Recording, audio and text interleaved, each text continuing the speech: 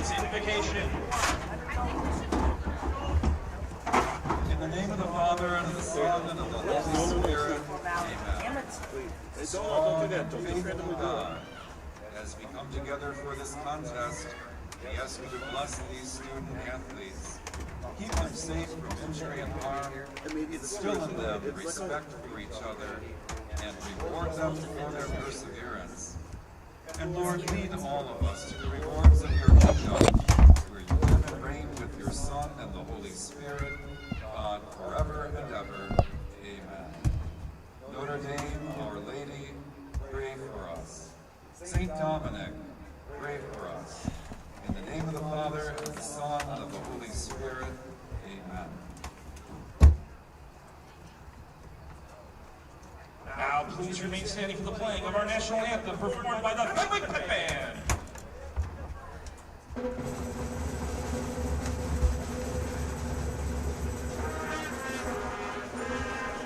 Something's a plus. Hold on, Tom, hold on. Something's a plus. Hold that.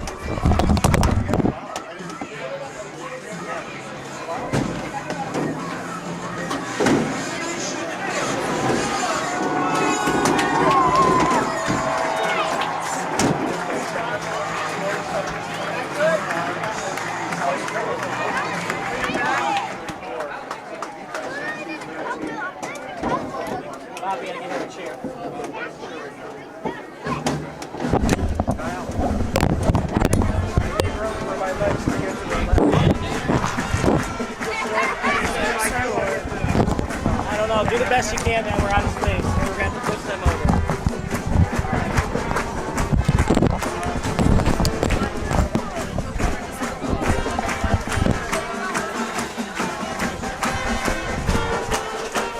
All right. After this, it's your show, okay? You know how to do it? Yep. Well, I get you a mouse at the second half. We're out of time now. Good evening, everybody. Welcome to beautiful Triton College. Kyle Smith alongside Bill Vilsaway. Fenwick against Notre Dame College Prep. Fenwick looking to go to 4-1, partner, and they were lucky to win last week. Very lucky, in fact. Interesting how you said lucky. Man, they played fantastic in the fourth quarter. They have a very stingy defense, made a terrific comeback. They were the one score in the first half, right? That's all they had. They waited until the fourth quarter to get the last 10 points, and really St. Francis made some coaching errors, I felt like, in that fourth quarter to allow Fenwick to come back. But what a great job by Fenwick. That last week's game was an instant classic to raise their record to 3-1 last week. It sure was. The lights went out. Everything went right for them the last 4 minutes. The problem with that, the first 44 minutes were clearly run by St. Francis as the kickoff about to happen here. Notre Dame will kick off to the Friars. kickoff will be by their place kicker, Colin Source. Up in the air, and it's picked up by Fenwick, and he's brought down to the 34-yard line. So 11:54 on the clock, 1st and 10, as the ball will be placed at the 34-yard line.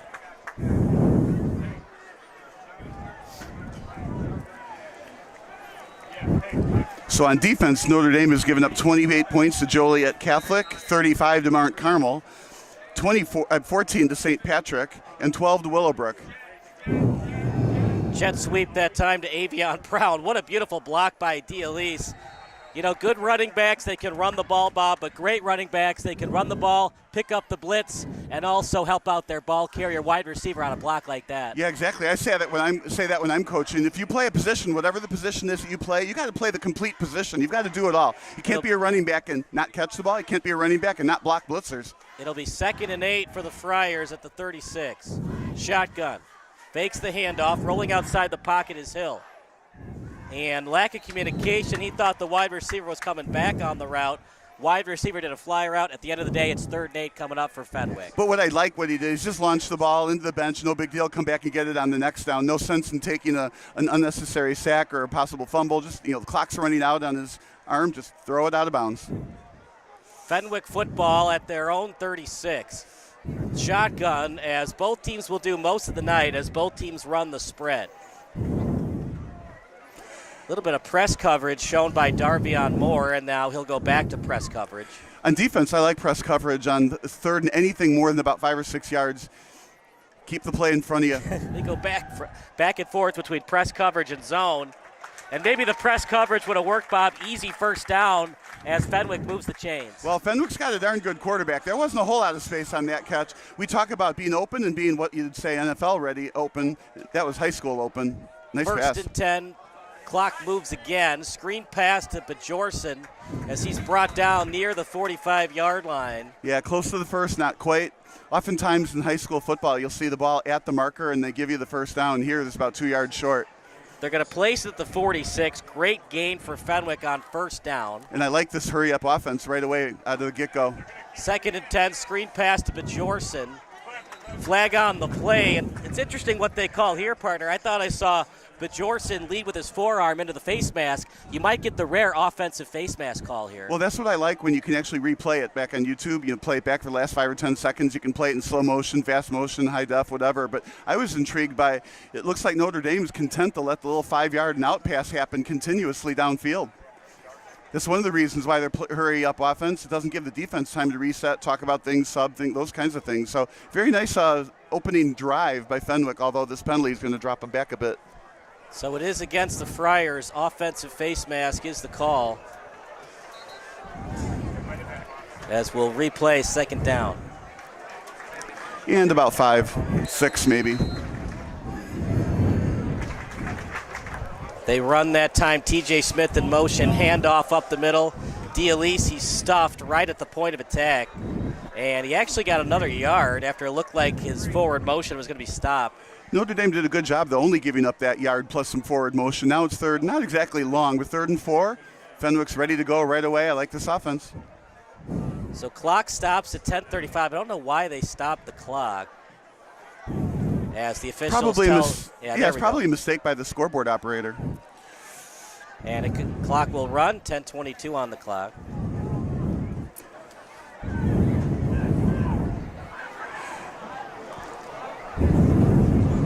One in the backfield, 3rd and 4. Looking for D'Elise. It was well covered. Now Hill will have to roll out to his right. He'll try to get the 1st down himself, and he'll get it. He gets the 1st down, Bob, but great defense from Notre Dame.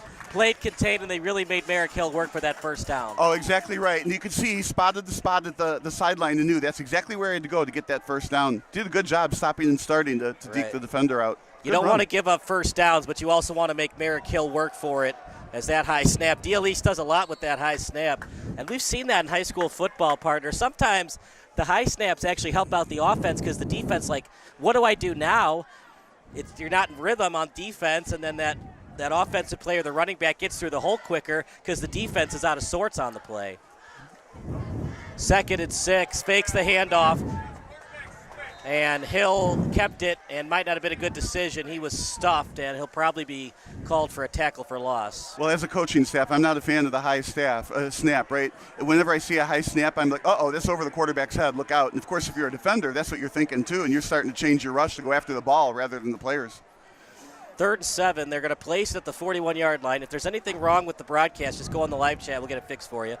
3rd and 7 at the Notre Dame 41. One in the backfield. Quick pass.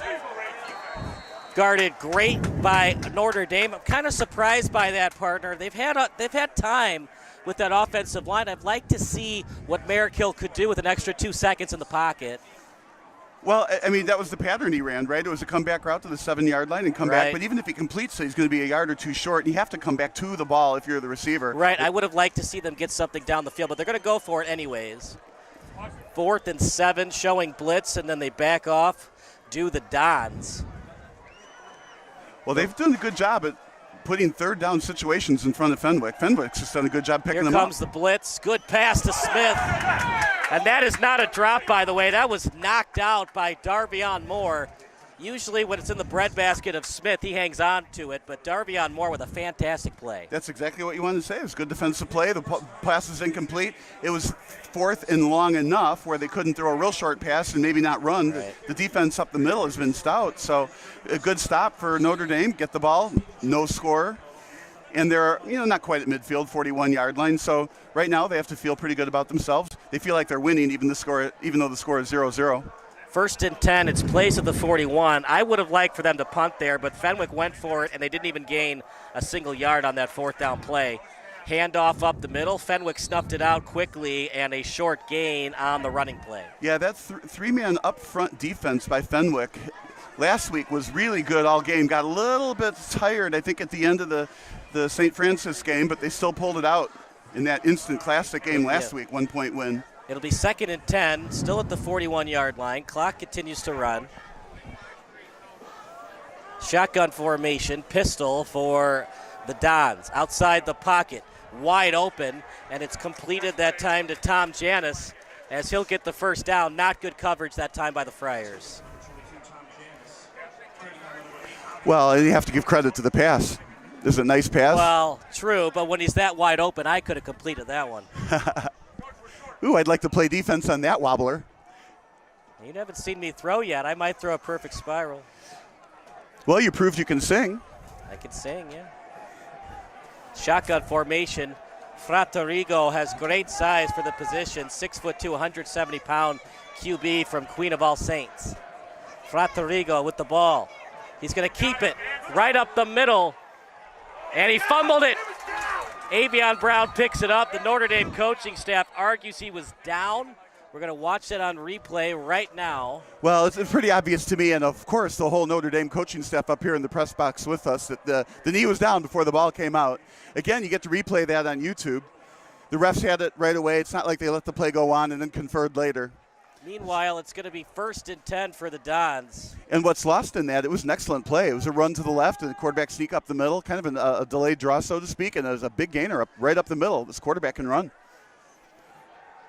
Rolls outside the pocket, out to the sideline. Good throw by Fraterigo, but the Friars better defense, and 2nd and 10 coming up for the Notre Dame Dons. Yeah, that receiver wasn't exactly open. He had covered short, and that's where the ball got tipped, and then got tackled before the ball got to him.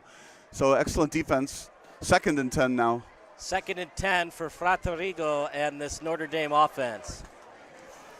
So what you want to do is pick up 2, 5 or 6 yard gains, get that 1st down. Looks like a short pass to either side could be open. I would go left. See what they do. Switching on defense. Quarterback draw. Fenwick, quarterback draw. Yeah, they didn't get their 5 yards, so now it's 3rd and kind of long against a pretty stingy Fenwick defense. I guess I like that call, though. You're not risking an incomplete pass. You prove that the quarterback can run. You're wearing out that defensive line, but whatever you did, it's 3rd and 7, maybe 8, 7.5. 3rd and 7. They're going to place it at the Fenwick 37.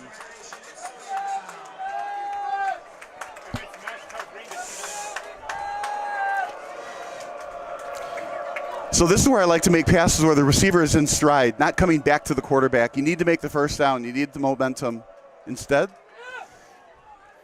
little flobber of a throw. It was a wobbling throw and incomplete.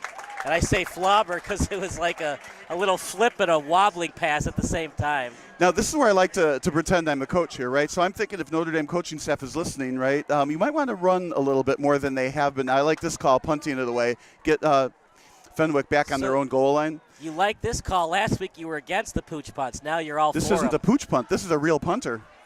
Yeah, but they're at the 37 of Right, Fenwick, so they doesn't want- have a lot of room to punt. Right.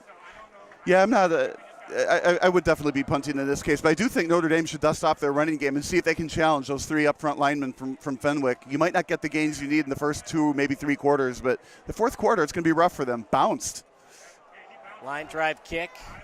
Takes a very friendly Don roll inside the 10, and it'll slow down past the 9.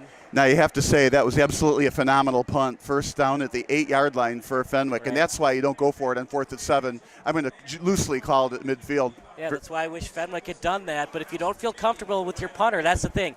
Sports is all about confidence, and if you don't feel confident in your player to execute, then you don't punt on 4th and 7 at the opponent's 41. Well, it was a good call to punt. It just wasn't a good punt last week. Right. Right. Yeah, when St. Francis did it, they had their quarterback do the pooch punt instead of their punter. Right. That's what the Bears offensive coordinator is saying, right? Gatsby saying, hey, there's nothing wrong with the play calls. They got to execute. I think I saw Mahomes do that once, though, with a pooch punt. So if you're athletic enough, you could pull it off. Hill in the pocket. It's a clean pocket for Hill. And now Hill go right up the middle with it. Gain maybe a yard. 2nd and long coming up as the clock continues to run. And that was a clean pocket. He had like all day to throw that. And then a la Justin Fields held on to the ball and ran forward for a yard or 2, got back to the line of scrimmage. 2nd and long now. You're at your own end zone when the hike happens. Back at the 8. Hill in the pocket. He's going to roll to the right. Wide open man. Terrible throw. If you got some air underneath it, partner, that might have been a touchdown pass. You took the words right out of my mouth. You have to air that up there, let the receiver run under it. Either that or you have to count on you and the receiver with your eyeballs cut into the middle so that a hard, low throw isn't going to have a defender in the way. Unfortunately, to make that completion, there was a defender in the way even though he looked open. But you're right. The best throw would have been over the top, and there was no safety help. 3rd and 10 for the Fenwick Friars. I think if I were Fenwick, I'd like to see that play again. Maybe right now, but soon again. 'Cause that's a touchdown written all over it. Hill with another clean pocket. They are doing down the middle. Dropped it. Might have been a tug, too, by the wide receiver. Either way, it's incomplete. I don't know. That was like a perfect pass. The receiver just dove for it and just didn't hang on to it. But I don't know. I think Emmett Romey has pushed off a little bit. Oh, you also think Jordan pushed off. Well, he did. No, he didn't. There was no push off there. Well, you're a Bulls fan. Your point of view is very, very biased. You talk to anybody in Salt Lake City. Yeah, anybody in Salt Lake City, right. Not the rest of the world. And calling for the fair catch. So Notre Dame, deep sort of territory, 37-yard line. They start out 1st and 10. So Notre Dame is winning the field position battle. They also got to feel like, when I said earlier it was 0-0, it's still 0-0, Notre Dame with the ball, so they got to feel like they're winning even though it's a tie game. They have possession with 5:44 to go in the first period. All right, sorry if there's an echo, guys. We got that figured out. 1st and 10, ball at the 36-yard line. So we were broadcasting from the Grand Canyon there? Got an echo? Yeah, 1st and 10. We probably sounded very important then. Handoff up the middle. See, I like this. If I'm Notre Dame, I keep on the ground up the middle, then up the left, up the right. Now, up the middle is often pretty good. You got 5 blockers, and Fenwick is playing the line with 3, plus their linebackers. I'd stay on the ground until Fenwick can prove they stop the run. So I'd run left or run right, inside handoff. But stay on the ground here. 2nd and 3, ball at the 29. Fakes the handoff over the middle, and it's dropped. Not a great throw by Fraterigo. If it was in stride, it would have been a first down. Well, but what you got to say, though, is the receiver was open. He was in front of the defender, and if the catch gets made, it was no defender in the way. Just didn't hold on to it was all. Well, it was a bad throw, that's why. Well, I don't know that in his hands is a bad throw. Well, you got to get in front. Can't be behind him. You get your wide receiver killed that way. Yeah, have to play that back. Oh, no, he was still sliding with the defender, not coming from behind him, but they were running together sideways. That was all right. Rolls over to the right, up in the air, and still completed. The words that you would use is, yes, that was a risky pass. The defender was in the way, and if that ball wasn't lofted almost perfectly, it wouldn't have been a completion. In fact, worse, could have been a pick six. But a perfect throw. It was caught. That moves the chains. First down. They're at the 25. Right. That's the only good thing about 20. A wobbling throw like that when it's up in the air. If it's picked off, your offensive lineman and quarterback have time to get back to tackle. When it's a line drive pickoff, it's usually a pick six the other way. Not enough time to get back into the play to make the tackle. Yeah, interesting argument, but I don't think I'd bet on my lineman to outrun that cornerback. Right, handoff to the right. And there's the running game we want to see. Now they're down to about, what, the 15? Or is that the 10? Right. It's at an angle here. It's at the 10. Well, to play devil's advocate on that, I usually don't trust my quarterback to chase down and tackle the cornerback. That's true also. So second and about a yard to go for a first down. And again, 11. if I'm Notre Dame, keep it on the ground. So offensive coordinators, listen. Second and 1, ball at the 11. Almost offside with a Friars shotgun. I like it. Inside handoff. And maybe got it. Usually when it's close at the high school level, they give them the benefit of the doubt. But I like that run up the middle. Okay, they stopped him right at the line of scrimmage. They probably have the first down. I think they've got the first down, but we haven't seen the chains move yet. There's the mark. Looks like the chains are going to move, first down. But if they had gotten a couple extra yards, it could have been 1st and 7, 1st and 8. But it is 1st and 9.5 at the, I guess you're going to call it the 10-yard line, maybe the 9-yard line. First and goal, ball at the 9. I would run. This time I'd go left. You got a lot of green on the left. Pitch out left. That's what I would do. Fraterigo fakes the handoff, and after all that, he gains positive yardage. I like that. 8-yard gain right up the middle. Nice keeper. If that was a read, he made the right read. Looked like he was going to be tackled right at the line of scrimmage, but he made something out of nothing and got 7 yards. Second and goal at the 2. Sure did. Again, I'd go right up the middle, maybe off tackle. They got 2 backs, 1 back. Almost looks like 3. Almost. Handoff up the middle. Fenwick snuffed it out. That's Fenwick's defense, so they are awesome on defense. Very, very stingy. But now you got 2 plays to run it in from there. No, I would not kick a field goal at this point. 3 points is not worth the same as 7. Run. But do not pass. No quarterback rollouts unless it's totally a rollout or a naked bootleg, maybe, although I don't think I would run that one. I'd still run hard up the middle, maybe again off tackle. It's most likely 4 down territory unless you get tackled for loss 2 or more yards. And Notre Dame taking their time, making sure they have the right call they want. And now they'll call a timeout. So we'll take a timeout as well. It's 0-0 here on Sports Broadcast Solutions. O'Sullivan's. All right, thanks, Emily. All right. Do they do the play calls, or are they from the sideline? Do you at radio anything into them to help them? I think this guy thought it was a high school team from Notre Dame, Ireland. We got a guy from Ireland chatting. Notre Dame, Ireland? The Irish nationalist. I saw that. You opened the link up. I was like, who is this guy? He says that's a fumble. Make sure you have 11, not 12. He's not an Irish fan, apparently, or a Notre Dame fan, apparently. Coach brought in Dibs and Tim, and only McDonough came out. Back to the action at beautiful Triton College. Kyle Smith alongside Bob Vilsaway. 2:33 remaining in the quarter. No score.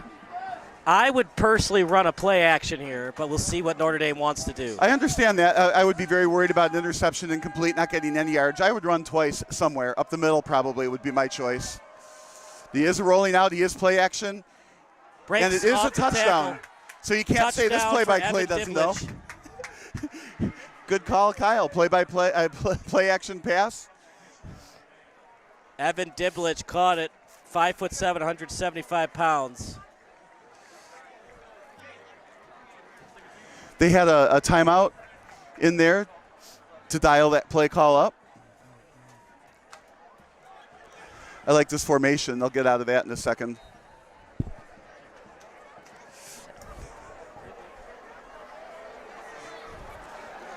On the hold will be Ryder Rea.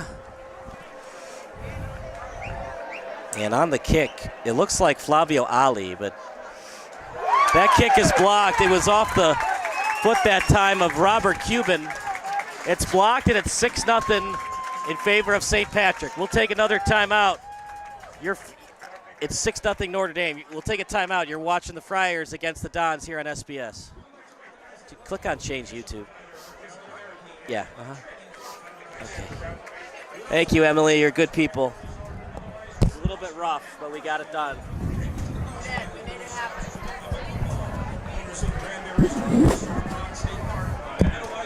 Well, we'll get some stats after the quarter, see how Sean's doing.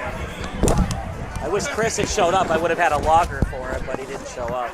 Well, you'll see how he does. All right, we'll bring it back.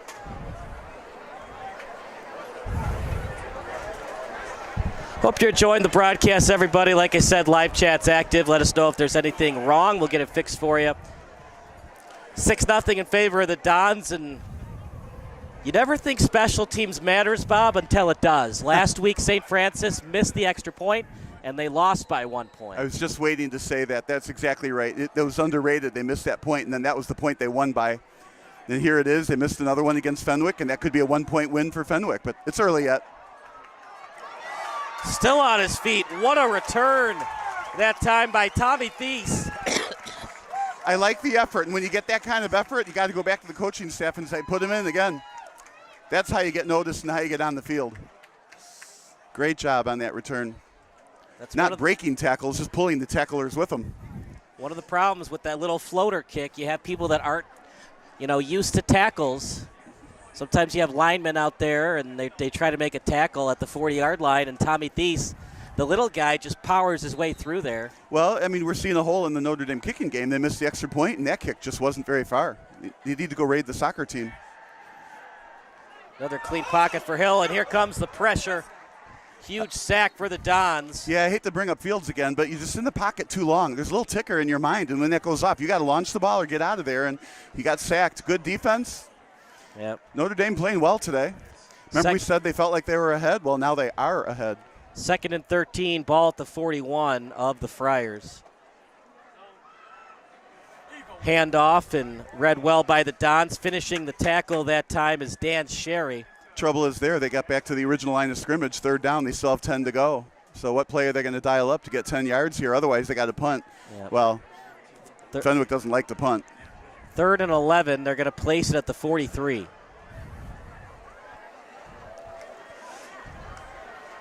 Taking his time and a little hard count that time by Hill. They are forcing Hill to throw the ball. He very rarely has time to roll outside the pocket for a QB sneak. Pressure comes up the middle, short pass. And it's caught that time by Romeus, but didn't get much on it, had to dive for it. 4th down coming up. You got to think they punt, but it's like you said last week, Bob. Their punter, he doesn't have the best mechanics when it comes to punting. He likes to throw that ball up, which makes it easier to get blocked and sometimes not as accurate when you kick it. All true, but boy, I'd be punting. I don't know about this 4th down. 4th and 9, they go for it. Out route. Should be a 1st down. The ball was past the 1st down marker. And I got to say, I don't like the call. I'll take my punter with the bad form over that play any day.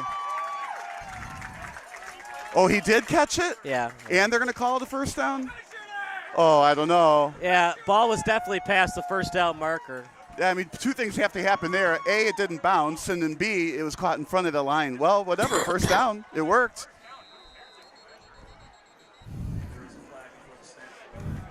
I think that flag needs to go on the ref staff. We just don't have a real good, clean shot of the catch. Just didn't look like it from here on the trajectory of the ball. But, of course, the whole bench was in our way. We couldn't really tell either. And I'm guessing our camera didn't pick it up. I mean, it was in full view of the camera, but you can't tell if he caught it or not because of the bench players in the way. It'll be false start on the Friars. 1st and 15 at the 49. But excellent execution. Is a 10-yard out. Well-timed. Good play. And handoff up the middle. Partner, they're going to have to consider some jet sweeps or some reverses. The handoffs up the middle aren't working for Fenwick right now. Well, that's what you do. I mean, you watch St. Ignatius, and they go run middle, run middle, run middle. All of a sudden, they beat you with those wide sweeps when you're not there. So they're just making the defense stay honest. Yeah, you bet they'll go wide one of these times. And certainly Hill can run and throw. He's a great quarterback. 2nd and 13, ball placed at midfield, right at the 50.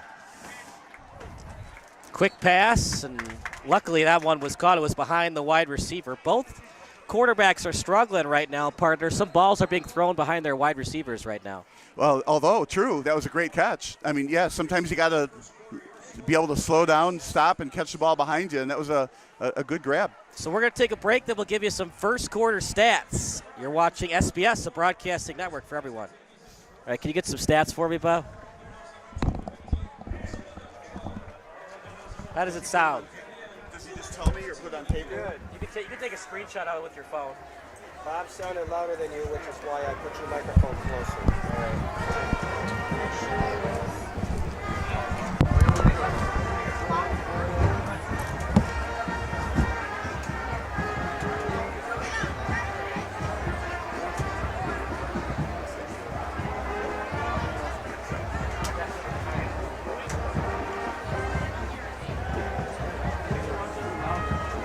He seems on top of it. Can you text that to me?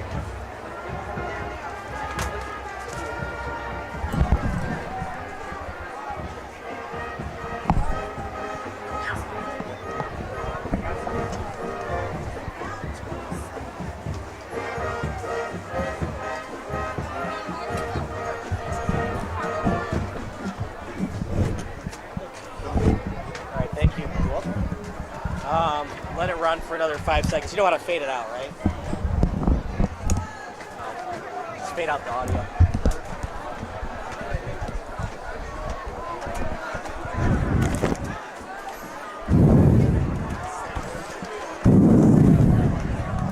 Back to the action at beautiful Triton College. Kyle Smith alongside Bob Vilsaway. First quarter stats brought to you by our excellent statistician in Sean Mitchell. Does an excellent job for us, Bob.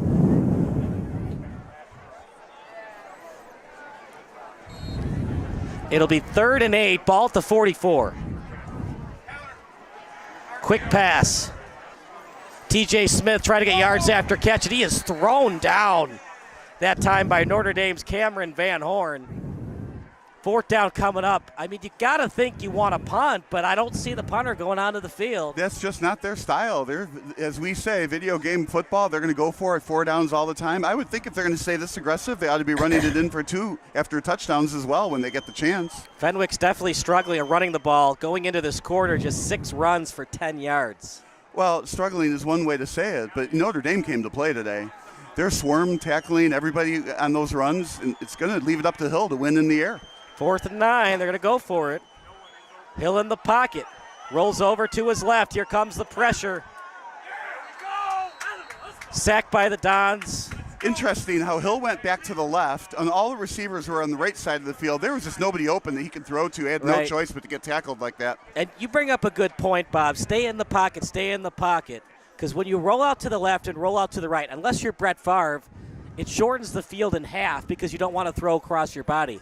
Once Hill moves to the left, his wide receivers have to move closer to him because he doesn't have the arm strength to get it to the other sideline quick enough. Well, and you're taught not even to throw it back across your body back to the middle. And when Yeah. you're going to the left, it's even harder to make that throw. So all he could do there is eat it and get sacked.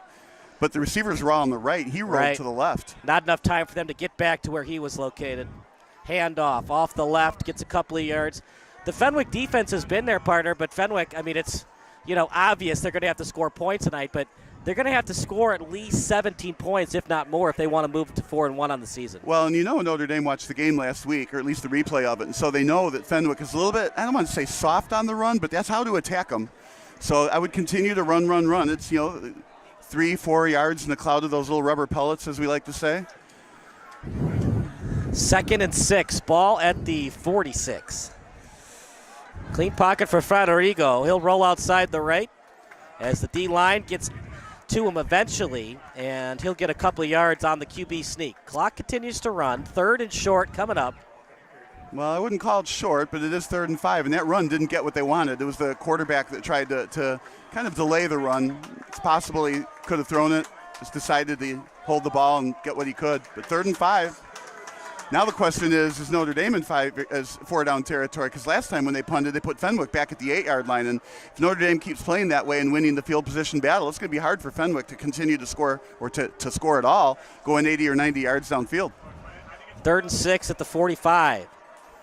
Shotgun, handoff, rolls to the left. Fenwick, good job on the swarm tackling, finishing the tackle that time was Charlie Heinrichs. Yeah, if I'm innocently watching this game on YouTube, it looked to me like there was a lot of green to the left. Continue going that way, and even if you get caught up by Fenwick, you continue to slide a little angled toward the sideline. You could have made the first down. Instead, he stopped and tried to bull rush the defender, and it just didn't work. 4th and 4, ball at the 43. And I like this punt call. Put the ball back in Fenwick's territory if you can, deep. And if they had a punt anything like last time, 8-yard line, it's a nice little watermark to go for. If you're Fenwick, you probably want to do an all-out attack because last time they snapped it was a bad snap. But this time, beautiful punt. Yeah. Oh. Notre Dame touched it too quickly. You know, he did touch it too quickly, right? But I don't know that you can get too mad at him for that. If he doesn't touch it, that ball takes a funny hop and goes all the way into the end zone. I'm going to take that as not a bad accident to have happened. I don't think he meant to touch it then. It kind of just bounced up and hit him. And sometimes it takes that friendly Fenwick hop and it bounces at a weird angle and then goes forward instead of backward. Well, I had too much momentum for that. I was concerned about it flipping into the end zone and then the ball comes out too far. So I think touching it around about that 12 or 14-yard line is where they marked it. It was going to actually work out to Notre Dame's favor in the end. But obviously we'll never know. But, again, you play it back on YouTube and see where you think the ball would have landed. If you're just joining us, Fraterigo on 4th and 2 got the play-action pass for the touchdown as it was thrown to Evan Diblich. 1st and 10 at Fenwick's 14. Hill in the backfield. It's a shotgun to Hill. Little screen pass as it's delivered to Romeus. Romeus down the sideline. He'll get the first down as they move the chains. I like that play, that Fenwick, that little 5-and-out pass, and that time they got 5-and-out and then a bunch more yards. So that seems to be what Notre Dame is giving up. But all it takes is one time that you jump that route, and it could be a pick six. So Fenwick's got to be careful with it. Shotgun, decent snap, handoff. Look at that immediate penetration delivered by the D-line of the Dons. Yeah, it reminds me of Montgomery up the middle, taking defenders along the further ride as he picks up more yards. Now Montgomery's doing that in Detroit. He's not going to play, though, on Sunday. He's Why injured. is that? He's injured. No. Yeah, he is. I didn't know. Well, now you know. Yeah, I guess and knowing so. is half the battle. Yeah, G.I. Joe. There you go, singing. Look out. 2nd and 8. Fakes the handoff. Little drop-off pass and getting some yards after catch as it was dropped off that time to Nino Samir. And 3rd and short coming up for the Friars.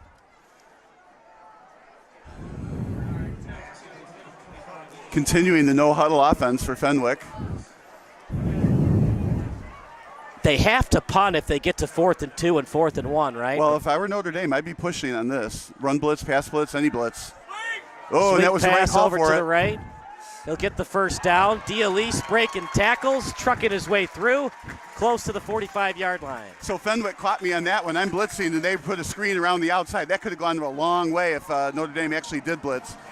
So that was a good call by Fenwick to get that first down. 1st and 10. Ball placed at the 44. Fakes the handoff. Screen pass out to the right as it was delivered that time to Romeus. Yeah, that little screen pass is behind the line that time. So the little 5-and-outs, you're getting pushed back a little bit. So Fenwick's going to need to go downfield or across the middle, I think, to loosen up the defense again. 2nd and 8. Ball at the 46. The Notre Dame game plan, it's working to fruition right now. They're forcing Merrick Hill and this Fenwick offense to run as many plays as possible. Oh, the defense is just playing fantastic today for Notre Dame. Takes the handoff, rolls out to the right. Beautiful pass. And that one's on the receiver, Bob. He's got to have that one. Again, same thing. It's right in his hands. Arguably a little bit behind him, which causes the receiver to have to spin back to get it. But, yeah, if you hit the receiver in their hands, it's kind of their job to catch it. Not the easiest catch in the world, and the ball was fired. Hill has an arm. Did you ever watch the movie Little Giants, Bob? No, I haven't. One of the wide receivers, he puts the glue on his hands, like the sticky stuff. Oh, yeah, right. And he puts too much on it, so they stick together. And so to try to catch the ball, he puts his hands out. 3rd and 8, screen pass over to Romeus. Good blocking out in front. Beautiful tackle. Those little short out passes are just doing wonders for Fenwick today. That, 3rd and 8, and that was a first down play on a very short pass and beat the defense. And that's why Notre Dame's not doing a lot of press coverage, because when they did it, Fenwick almost had a fly route for a touchdown pass. Merrick Hill just missed it on the throw. Ball loose on the turf. Notre Dame has it.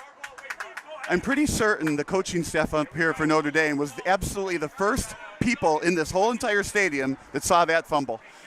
That was quick. As you watch it on replay here. I think they actually willed it to happen.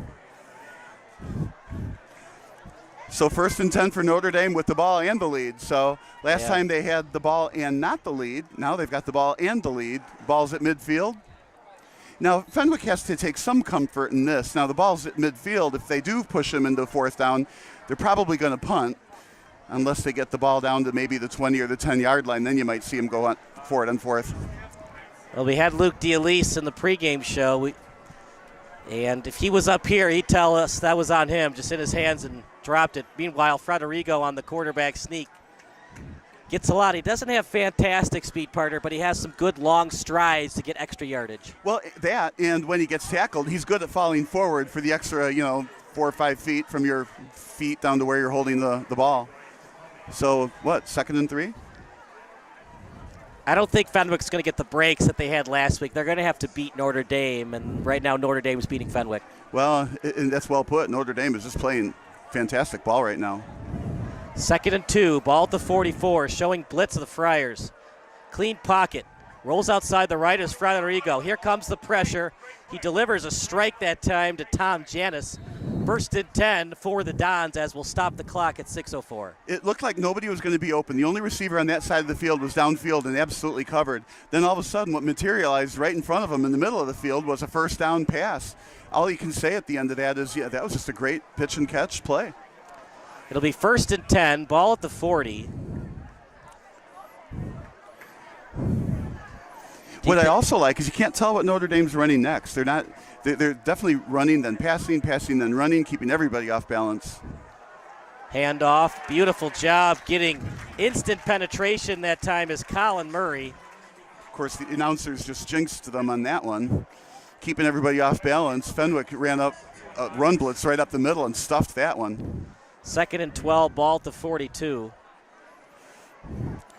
Interesting that the receivers don't go into the huddle. So one would think this is a running play based on that, but there must be some kind of a signal so the receivers know what to run. There's 3 of them out there.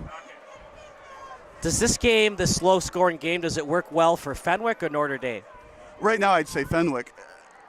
And I'll tell you why in a second. After the drop. Fenwick last week against a very strong St. Francis team, I don't want to say didn't play well for the first 3 quarters, but they didn't play as well until the 4th quarter. They just absolutely came alive. So I think the closer the game is, Notre Dame needs to hit the knockout blow before the 4th quarter when Fenwick at least has a proven track record of coming back and winning.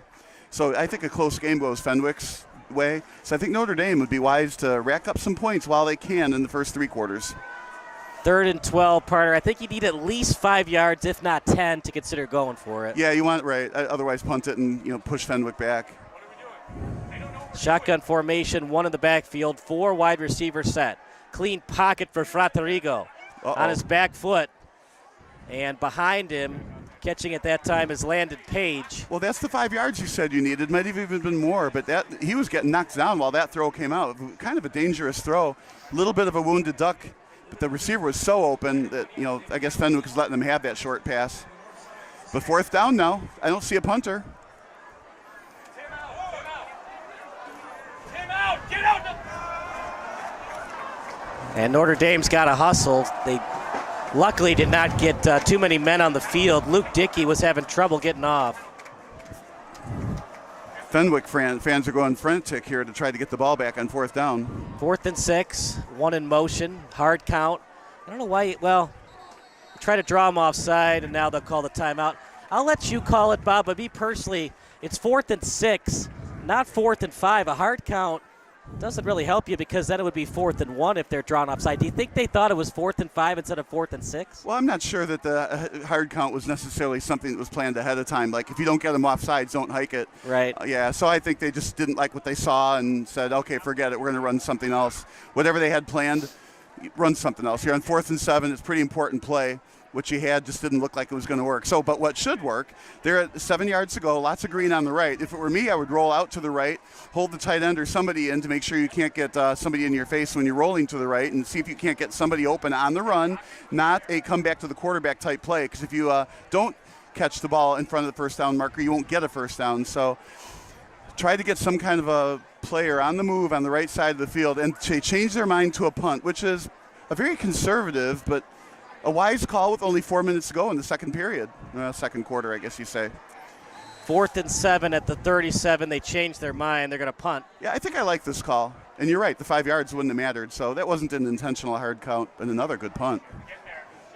Fenwick's going to try to return it. Avion Brown stutter step move. And yeah, that was a mistake for Fenwick to pick that ball up. It was headed right for the end zone with a lot of MPH behind it. Right. So it would have been a touchback, when instead it's a ball back at, the 15-yard line with 85 yards to go and down 6. And so far, Fenwick, with long fields in front of them, have not proven that they could string together a bunch of first downs in a row. That's how big that missed extra point was. A field goal, you're only down 3. Right, that extra point's going to loom big the whole game. I think Tony Romo projected that one, and one says, weird game. Somebody missed an extra point early, and he's like, extra points never come back and haunt you, do they? And it sure did, and it did last week. Well, I think he just says that so people try to forget about the extra point that he botched. Well, it was a field goal, but it was an extra point distance. What's crazy, though, is he botched the snap, and then he almost ran it in for a touchdown, that famous game against the Seahawks. Fakes the handoff in the pocket. Fly route down the field. Caught. Romeus. First down for the Friars. Right in stride, Bob. Beautiful throw by Merrick Hill. Wide open, perfect speed on the right side. I like it. Now that's going to back up Notre Dame's defense. So Notre Dame probably can't press on those 5-yard and outs. And that's what Fenwick does. They put those 5 yards and out. You start to press up on it and then go deep. Very successful. 1st and 10 at the 40. Clock runs now. 1 in the backfield. That's D'Elise. A couple of pump fakes that time by Hill. Yeah, that was that double move, right? And he tried to pump fake twice to get him open, but there was only one receiver there, so that was like a one receiver route. There were receivers on the other side of the field that maybe Hill needed to run through his progressions. But 2nd and 10. 2nd and 10, ball placed at the 40. D'Elise in the backfield. Notre Dame, they're playing great on defense. Even after those couple pump fakes, they were not fooled by Hill.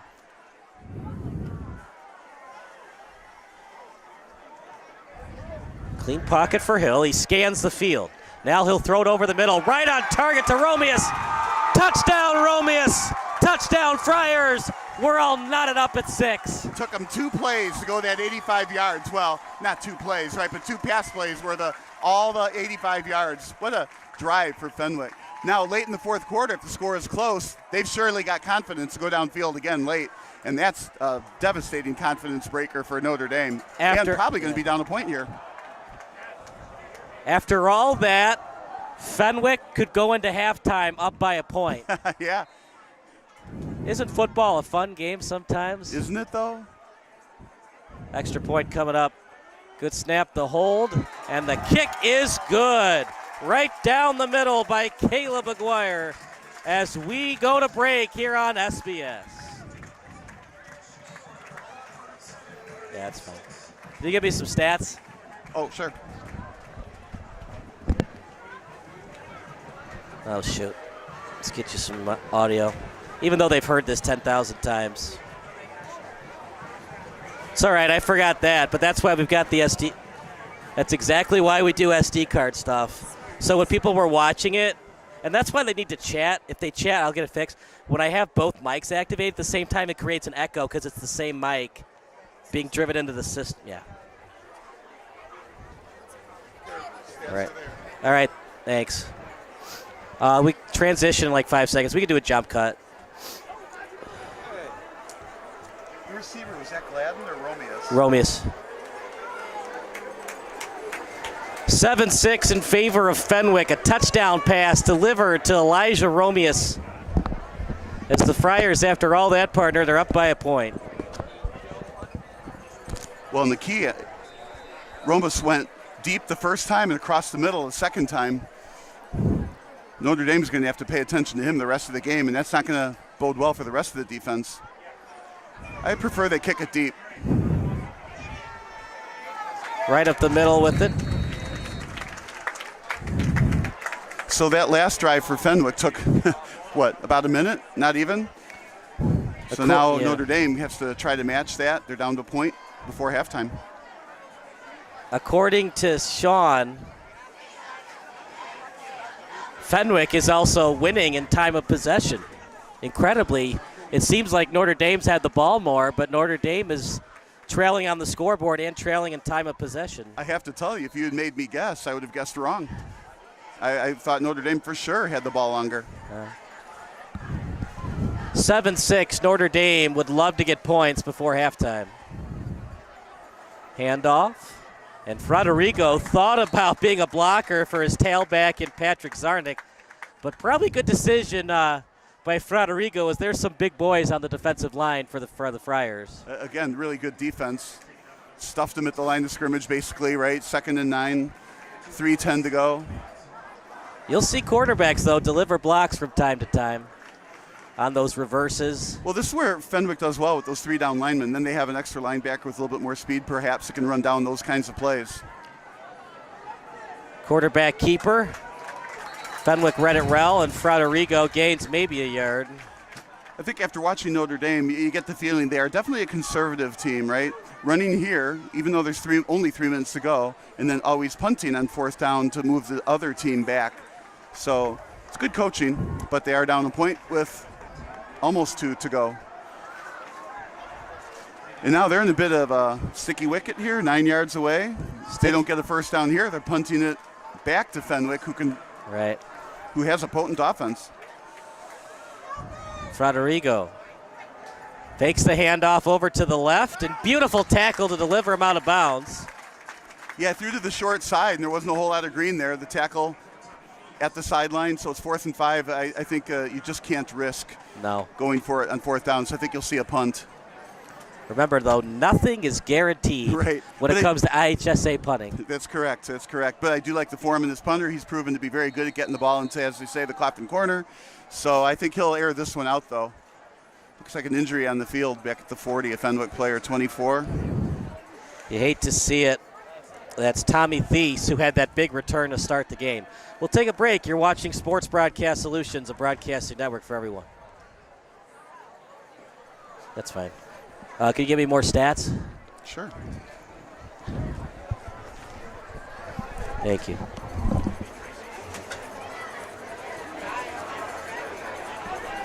All right.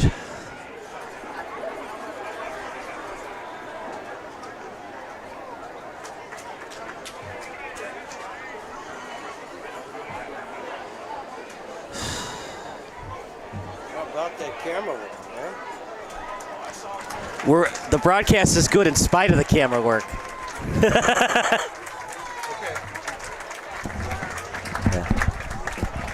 7-6 in favor of the Friars. Kyle Smith alongside Bob Vilsaway. 2 passing plays is the difference in this game. A long pass down the sideline and then a pass over the middle to Romius. But also, Notre Dame was beat on a double move. Just Merrick Hill was inaccurate, but he was accurate on the pass to Romius to give them the lead. 4th and 3. Most likely they're going to punt it, but it could be a fake. I'd be shocked if it was a fake, though. Yeah, I don't think that'll happen. Punt with some decent hang time. Fenwick will run with it. Flag on the play. Notre Dame coaching staff is arguing for a clip against the Friars. Well, as the flag went flying, so they probably have a point. And it was a nice punt. This kid can punt. Remember I said earlier Notre Dame struggled in the kicking game. Well, they've solved that. Well, place kicking and punting, 2 completely different ways of hitting that football. Yeah, well, that's true. And I do like deep kickoffs. Make them run it back, make them earn their yards. And it is a clipping call, just as the coaching staff was demanding up here. Of course, the referees heard them and threw the laundry on the field. Well, if the offensive coordinator is going to hear my play calls over the air, why can't the referee hear the offensive coordinator calling penalties out from up here? So Notre Dame only has one timeout. If Fenwick doesn't get first downs, they can run clock with running plays. Well, there's only 2:05, but I would have said only 4 minutes before, and they scored in about a minute. Merrick Hill, quick pass. And he was sandwiched on the play after gaining a couple of yards. Yeah, on the field, coming back to the quarterback. No chance really for additional yards after the catch. Not a great gain considering 2 minutes to go. So 2nd and 3 for the Friars at the 23. Shotgun to the sideline and hit just as he caught it. Yeah, again, back to the quarterback, so no chance for additional yards, but they did get the first down. Does temporarily stop the clock. Notre Dame uses 4 down linemen here, a rush all 4. In the pocket is Hill. He'll move over to his left. Looks to the sideline and incomplete. Yeah, that was just pretty much out of bounds, almost intentionally. At least if his receiver can get it, great, but certainly no defender is going to get that ball. Stops the clock in 2nd and 10. Intended target was Mikey Kakatolo. 2nd and 10. You got to be careful if you're Fenwick partner. You want to score points, but you don't want to give the ball back to Notre Dame with over a minute to play. Well, and worse, a pick 6. And with these comeback routes back to the quarterback, those are the ones that can get sniffed out, and you get the returns for touchdowns. A lot of green on the right. Zone defense as delivered to Brown. Now that'll keep the clock running. That was good for about 2 or 3 yards. I would have personally called a timeout there, but you have the lead. Remember, if you stop the clock, it helps you, but it also helps Notre Dame. Well, perhaps if they get through the 4th down, right. But I'm thinking if I'm the receiver on a 2-yard catch, don't catch it. It's hard to tell. A 17-year-old kid don't catch the that ball. It's only 2 yards and the clock's going to run, or it's going to cost us the timeout. Why don't you drop that one? 3rd and 8 at the 30. Hill over the middle. Romeus again, partner. How is number 4 so wide open tonight? That's a great question, but that's 3 big-time catches. This moves the chains all the way up to the 45-yard line with 47 seconds to go, and you know he's not going to cut across the middle every time. One of these times he's going to pick when to go deep, and if Hill has enough time in the pocket, he's got the arm. Of course, we see a flag out there.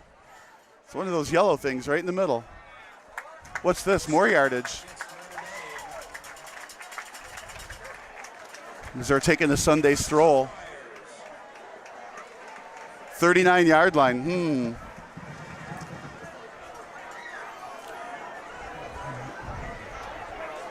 Even the chain gang has to hustle. 1st and 10, ball placed at the 39, screen pass. And Notre Dame wants a block in the back, but it looked like TJ Smith let the defender go to the play to make the tackle instead of trying to push him from behind. Timeout called by Fenwick. That ball was in bounds, right? So that's why they called timeout. They don't need any more time to run. There's only 38 seconds left. Probably out of the range for the kicker unless they gain, about the 20-yard line, you think. We'll stick with the action. You're watching SBS, a broadcasting network for everyone. If you like what you're watching tonight, make sure to go on our website at sportsbroadcastsolutions.com, and we can broadcast your next sporting event. We do everything, not just high school sports, but everything in between. AAU basketball, USSSA softball, you name it, we do at SBS. The text line's open as well, 330-957-7653. You can text us your favorite high school, college, or NFL memory. Yeah, when you were talking about we do other things, some of the ones that come to mind are the boxing matches and the rowing events. They're just different. I wasn't there, but you did rugby. Of course, you played rugby. 2nd and 7, ball placed at the 36 with 38 seemingly at the end of September. 5 wide receivers set for the Friars. Number 4, watch out for Romeus. He has dominated Notre Dame in the last 8 minutes. Clean pocket for Hill. Stays in the pocket, delivered to the sideline. Good pitch and catch.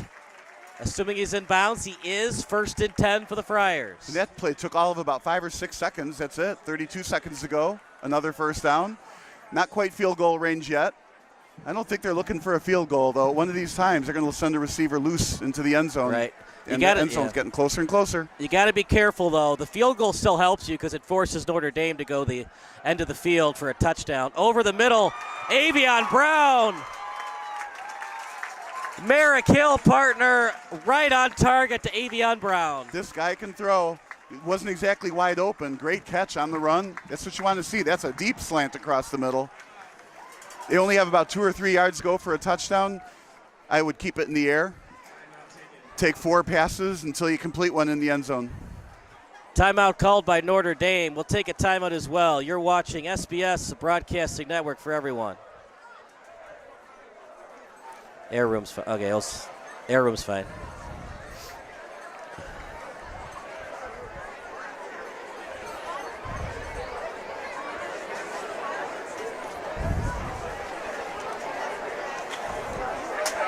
Emmett Romeus, god damn it. All right.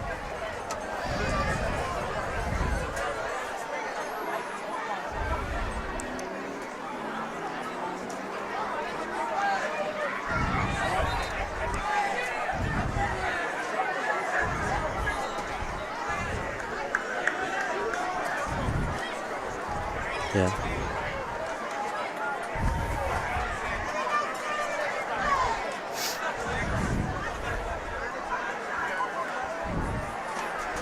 Back to the action. First and goal at the 3 with 27 seconds left on the clock. Emmett Romeo scored, not Elijah.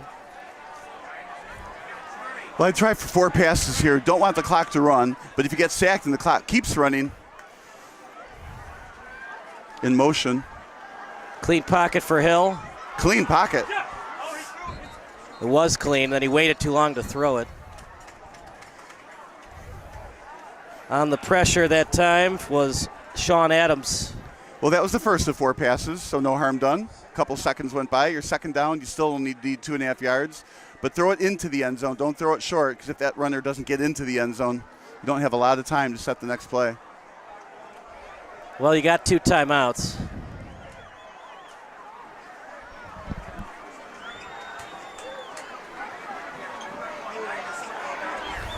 Second and goal for Merrick Hill on this Fenwick offense. Quick pass, and it's caught. Touchdown, Nate Marshall. Touchdown, Friars, 13-6. What a great catch. Jumped up over the defenders, grabbed the ball. Can't throw it any better than that. 2.5-yard touchdown pass.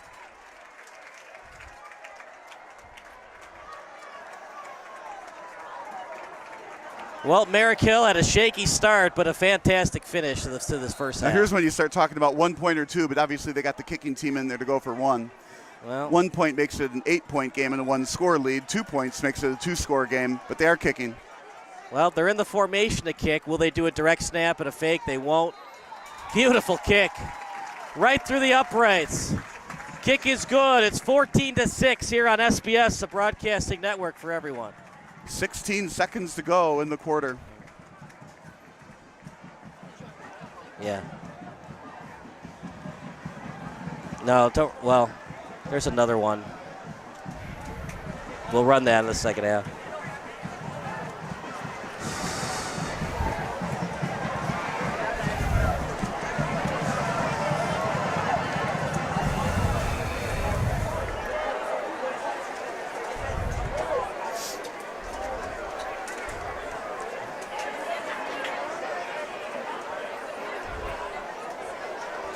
Just jump cut it. That's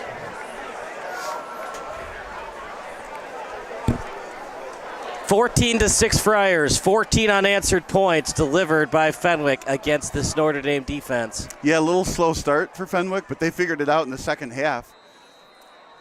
Emmett Romeus has just been unstoppable.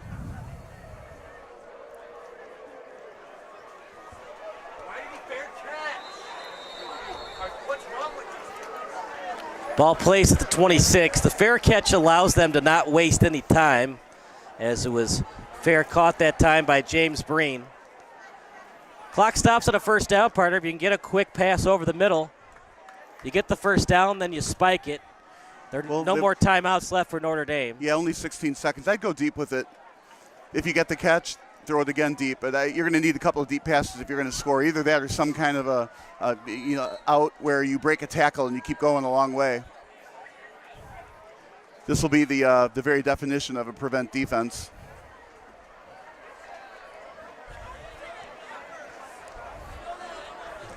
You almost need 2 Hail Marys to get the score here. Remember, clock stops after the first down, but you got to spike it to not waste any more time. Rolling outside the pocket, Frederigo. Now out to the right. Now 8 seconds left, and now he'll throw it away. Normally wouldn't do that, partner, but on a play like that, he's just trying his best to see if a wide receiver will get open enough to fire that ball, get the first down, then get to the line of scrimmage quickly and spike. Nobody was open. He wastes 12 seconds on the clock.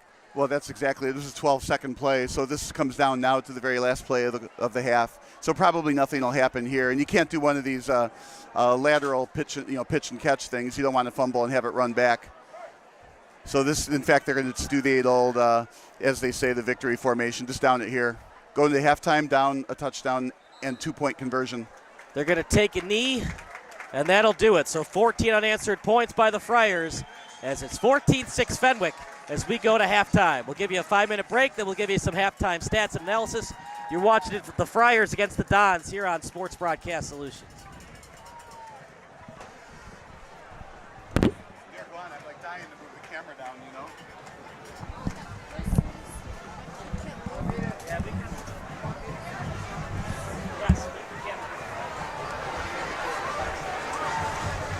Seconds left. It's a hot night. Surprise. Over and over and over until Notre Dame stops it. And the way that Notre Dame is going to have to stop it is double cover that play. And, of course, that's going to leave somebody else either open or less players on the line to stop a good Fenwick run. But the Fenwick running game has been stuffed. They haven't gained too many yards here. I think our stats showed something like 15 yards is all Fenwick gained on the yard. It's been all through the air with Hill throwing. 177 yards for Hill. He was sacked twice. He has a long of a 45-yarder. That was for the touchdown. Leo Fraterigo, 29 yards rushing, 19 for Gallagher, 7 for Zarnik. He hasn't had to do a lot passing. Fraterigo, 35 yards passing with the touchdown pass. As we stand right here. What's going on? Turn your camera on, bud.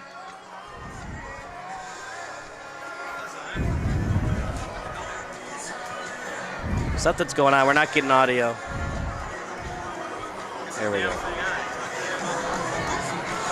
Sorry about that, guys. 35 yards passing for Fraterigo as 177 for Hill. So right now, Hill clearly outplaying Fraterigo.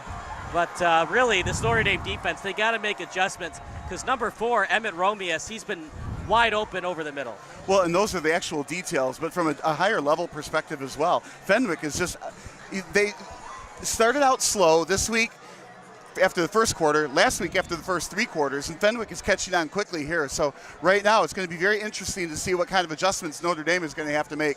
In the first half, I thought they were successful on the ground. They haven't been real successful in the air, so I think they got to still try to get back into this game on the ground, running a lot up the middle to force Fenwick to stay in the middle of the field, then run wide. So we're going to see if they make the same adjustments, but Hill is on fire today. What's your prediction, partner? I don't think Notre Dame has enough offensively. As long as Emmett Romias keeps getting open, it looks like it's going to be a Fenwick victory tonight. Well, yeah, and right now an 8-point lead at halftime. So you know how I like to do this, right? The final score is going to be 28-12. They're going to win by 2 touchdowns and 2 extra 2-point conversions. That's going to be hard for Notre Dame to catch up. Fenwick also, it's not a big edge, but they're 3-1, and Notre Dame is 2-2. So there is some reason that Notre Dame, has lost 2 games, and Fenwick just that 1 game, and that was it. We'll take another break. You're watching the Friars against the Dons here on SBS.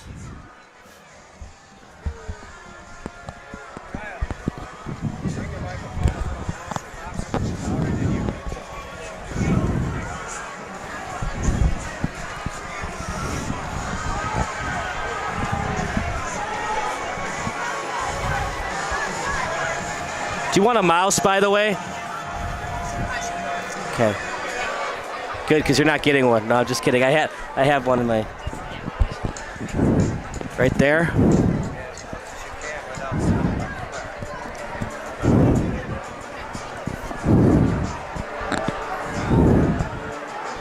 There's no buzzing sound, right? It's just that he talks louder than you, so I want to balance it out. I talk louder than him?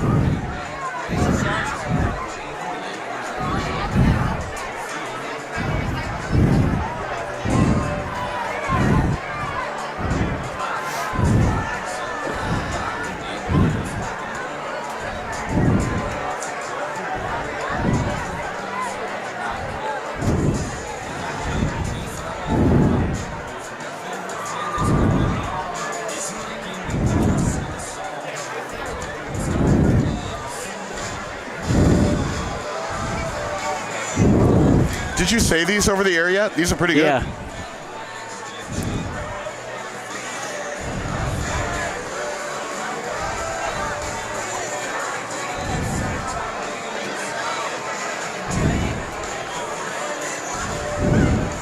Shit, where are my rosters? God damn it. Okay.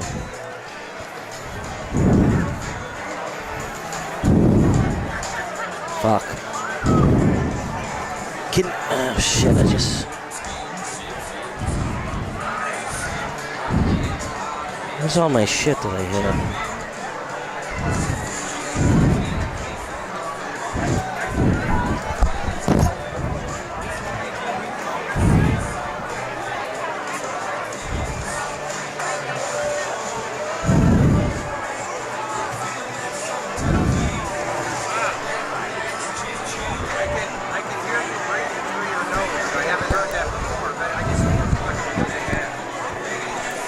Sure, it's me? Okay.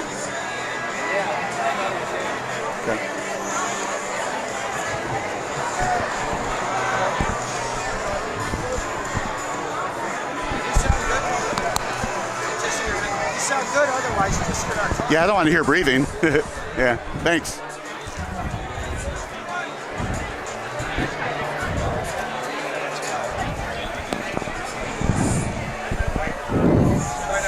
Test 1, test 2.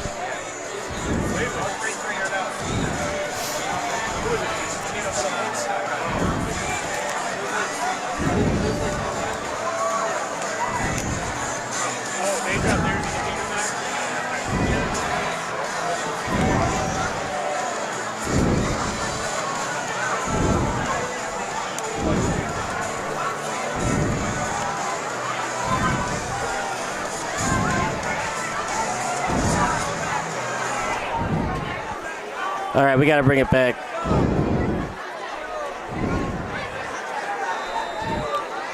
Back to the action. It'll be Fenwick against Notre Dame in the second half. Fenwick to kick off, as it's a short pass to the 30. Notre Dame with a huge hit. Delivered that time on the kick return. Yeah, you could say hammered on that tackle. But again, it's a short kick. We see that all the time from Fenwick. Gives the other team good field position. Of course, not a lot of odds for a long touchdown run when they do that. I think that's obviously what they're trying to defend against. 1st and 10, ball placed at the 37. As Fraterigo and this Notre Dame offense, one of their wins was 15-12 against Willowbrook. Fraterigo, he can run. He had 8 carries for 79 yards against the Willowbrook Warriors. Handoff off the right side. Beautiful gain that time by the Dons. They have outgained the Friars tonight in rushing. The problem is this Notre Dame defense does not have an answer for this Fenwick passing attack. Well, that's what hopefully they're going to change at halftime, because that passing attack is going to kill them if they don't, clearly. But I like the play call. You know, run, keep it on the ground, go wide. Now, if you're going to run again up the middle or to the left side where there's a little bit more real estate, they need to get back in this game on the ground. It would be what I would suggest. Fakes the handoff, does Fraterigo outside the pocket. Wobbly ball, and he just got rid of that ball quickly to avoid the sack. Good job by Fraterigo. Meanwhile, 3rd and 4 coming up for the Dons. Right, and I think he's got 6 completions in the first half for only Yeah. 35 yards. It's just not a whole lot downfield going on there. 10 attempts, so 3.5 yards per pass attempt for the first half. So now they're 5 yards away from a first down. They need 5 yards on this play, whatever they're going to run. You're not going to win many games when your quarterback's your leading rusher unless he's, Lamar Jackson.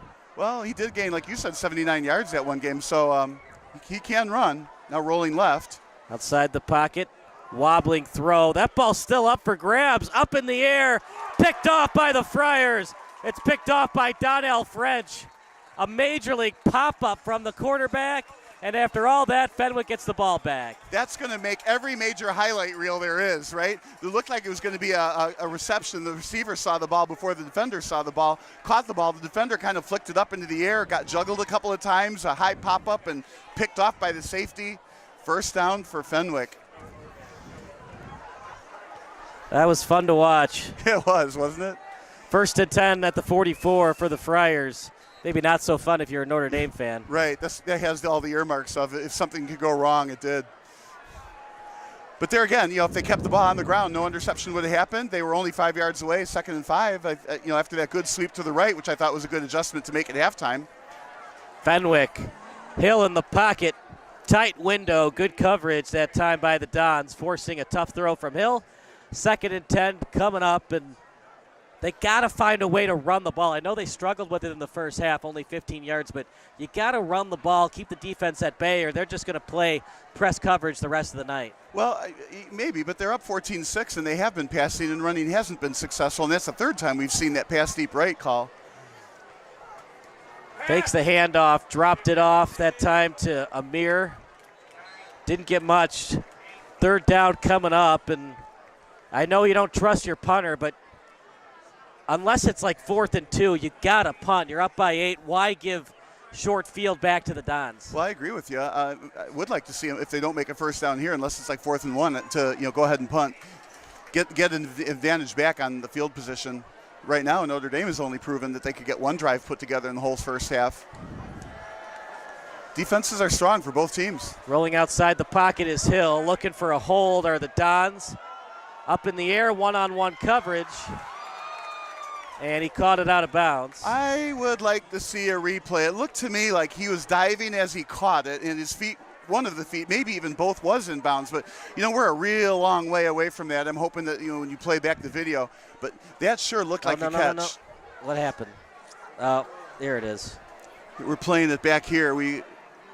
See, it looks, I don't know. I just got to replay it and zoom in on it. Looked like a great catch. Now, it didn't look like the ball squirted away from him. It looked like he actually did catch it. Here's the punt. 4th and 8. Oh, sorry. It's a good punt. And it's fair caught that time by Notre Dame. Yeah, it's a good fair catch to take at the 23-yard line. Otherwise, that ball could have kept rolling back toward their end zone. They could have been 98 yards away. So we talked earlier about Notre Dame being in the lead when it was tied and being in the lead when they had their first 6 points. They're not in the lead anymore. Got to score a touchdown and 2. 1st and 10, ball placed at the 23. So I've been saying all along, stay on the ground. That's how you beat Fenwick. Fenwick's very strong on the defense secondary, partly because they only have 3 down linemen. Boy, those 3 down linemen are good. Shotgun formation, handoff. Breaking through a tackle. Marshall was there, as was Luke D'Elise. That play got busted up in the backfield.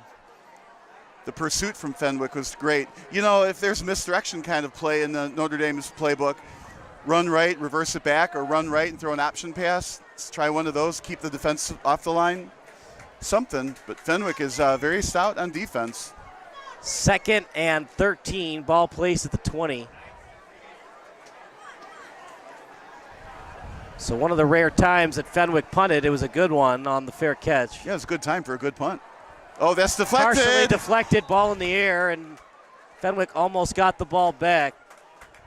Got a little bit excited. The ball goes up into the air. It's a real high deflection. Fenwick intercepted the last deflection. Well, the last one was just a major league pop-up. Yeah, it was. It was a 50-50 Any ball. shortstop could have scooped that one up. It was a wide receiver defensive back on it. Knocked away by the D-back, and then French picked it off. 3rd and 13. They're only down one possession, Bob, so you can't throw a pick here. You got to be careful with it if you're Frederigo. Down the middle and overthrew his receiver. This intended target was Tim Williamson. I like the play, though. Go behind the defense. There were 2 receivers actually behind the defense. I think Fenwick doesn't have a whole lot of respect for the deep threat from the quarterback. I think if I were making that throw, you have to throw it up a little higher and allow the receiver to adjust a bit rather than throw it over his head on more of a, not exactly a frozen rope, but it had one trajectory. It's definitely over him. When you put a little more air under it, you allow the receiver to make the adjustment, and you want the receiver to make an adjustment down the field, not coming back to the quarterback.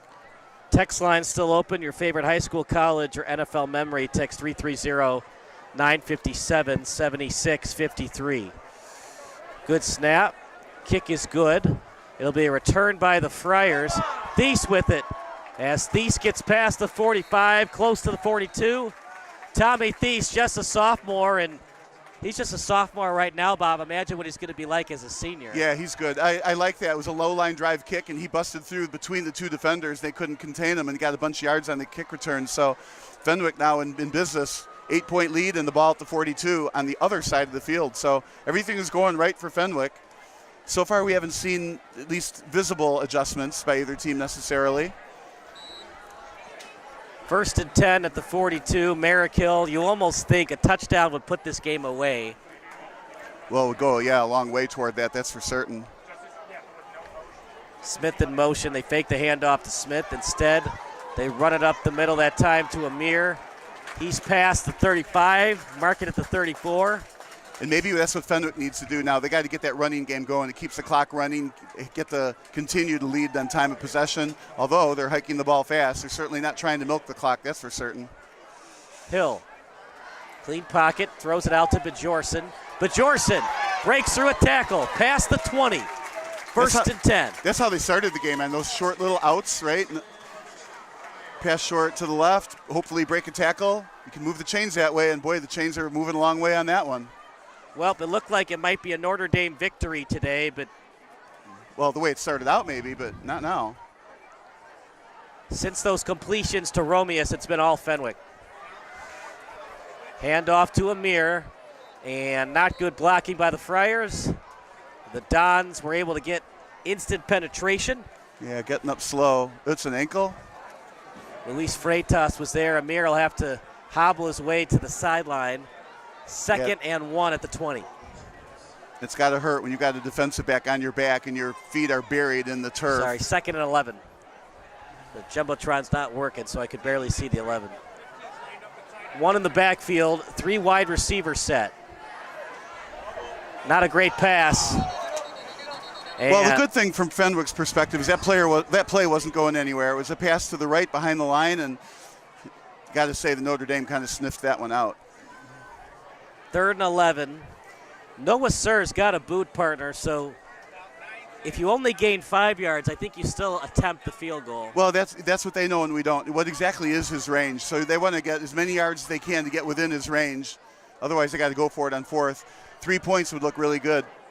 You're up 8, making it up 11. And what's great about high school, it's an automatic touchback. It's not where the holder is. Clean pocket for Hill. To the sideline, trying to get it to Brown, and it was a great route. Just Hill overthrew him.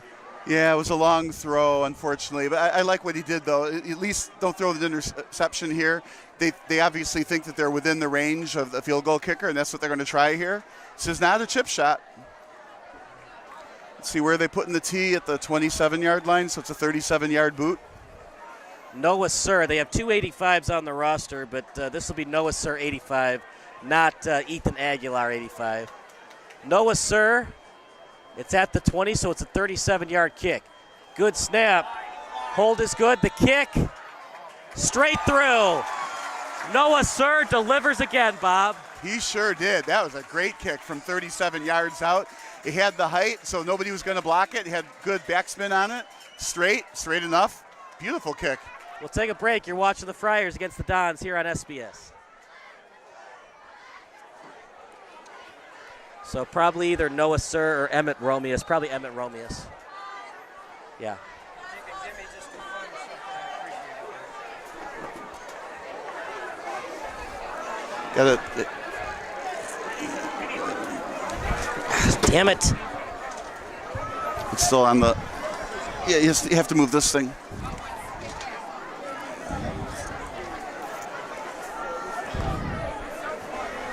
Can you lift up?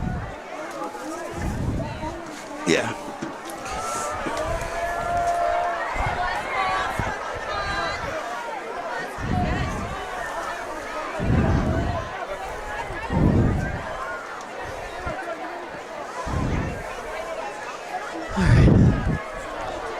No, Noah Sir with a huge kick, and when he was asked last week by Pats.com, he says, I was trying to be as calm as I can when they had the power outage. As that kick delivered near the sideline, picked up by the Dons.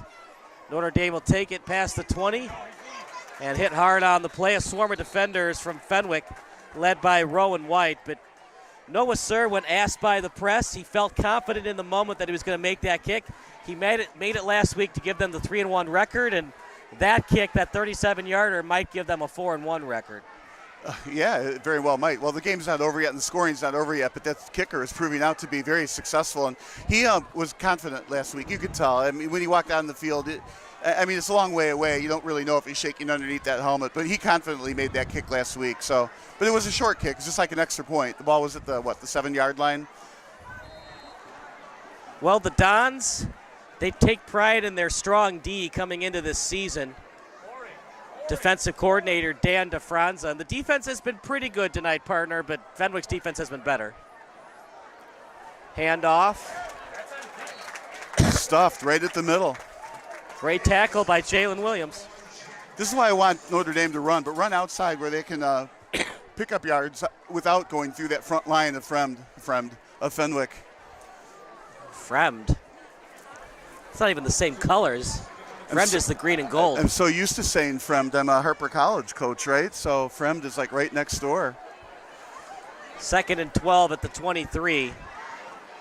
It was 6-0 and then 17 unanswered points by Fenwick. Outside the pocket. And hit hard that time as they make a quarterback change. That's Luke Dickey on the quarterback keeper. I like the change, though. When stuff isn't working, make a change. Let's see what else you have. Even if you don't win, you also know what you've got. So injuries happen, things happen. You never know. You get a Purdy out of it. I'm looking for the Bears to play Badgent. Well, we'll see if Fields continues to struggle. Yeah. 3rd and 14 at the 21. Dickey, and that pass, and reading it well was Paris. The intended receiver was Olsen. Doesn't matter who's at quarterback right now. Fenwick's defensive backs are Johnny on the spot on defense. Yeah, this is going to require a punt, and it's going to be, midfield that Fenwick gets the ball back with half the third quarter gone and an 11-point lead. Well, last week we made the argument that St. Francis lost the game. It kind of seems like Fenwick is just basically winning it. Yeah, I totally agree. Either that team wins or that team wins or one team loses or the other loses. This is an example of Fenwick winning. Good snap. Good punt. That punt will get past the 50, calling for the fair catch, and able to catch that punt. Number one job of a punt returner, catch the dang ball. Boy, you said it, right? You end up trying to do too much, all of a sudden the ball is on the ground. I was at the Bear game where Bobby Wade fumbled 3 punts. Oh, jeez. And the Bears still won. Yeah, those are exceptions for sure. You know, the Bears have not had great quarterbacks the last 70 years. 70 years, right? But they've found ways to win football games, probably more than any other franchise. Without good quarterbacking? Meanwhile, here's a good quarterback, number 12, Merrick Hill. He's having a great season, not just great game. Handoff up the middle to D'Elise. That's what they did last time to open the drive. They ran kind of up the middle, maybe a bit to the left side behind the left guard, left tackle, and picked up enough yards and some flying rubber pellets. Second down, and 7. I would stay on the ground. One in the backfield, 4 wide receiver set. Handoff. Good blocking downfield. D'Elise still on his feet. They grab at his feet. And first pulled one his on the shoe spot off. for the tackle was Carter Roberts. Yeah, his shoe goes flying. Now he's got to run off the field, put his shoe back on. Now here's the temptation, to stay on the ground. But I think especially with him off the field, I'd find a way to pass. Quick no huddle. Hill on the no huddle. Wide open. Wide open. TJ Smith. Touchdown Friars. Touchdown Smith. 23-6. Well, we're not going to say the game is put away, but what a great play down the deep sideline on the left. Wide open. This is one where you probably could have thrown that one for a completion. But Hill, right on the money. He's got my last name, TJ Smith, the X Factor on this Fenwick team. And I don't know if the fat lady's singing quite yet, but she's getting her vocals warmed up. Yeah, I don't know how to answer that. He's still got a lot of game to go, but right now Notre Dame isn't proving that they can move the ball, and that's more troublesome than Fenwick scoring, perhaps. It's a tough team to beat. They won the state title 2 years ago with Caden Cobb. Merrick Hill, pretty decent quarterback as well. Well, and it comes down to they're just a very, very well-coached team with a good, solid offense, good, solid defense. They know what they're doing. Every year they get new kids that can fill the bill. 24-6. We'll take a break. You're watching SBS, the broadcasting network for everyone. I got that touchdown at the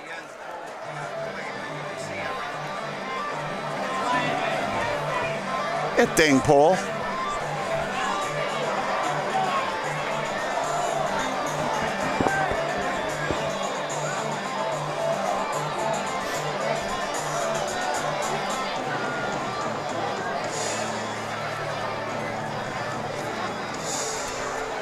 Bring it back.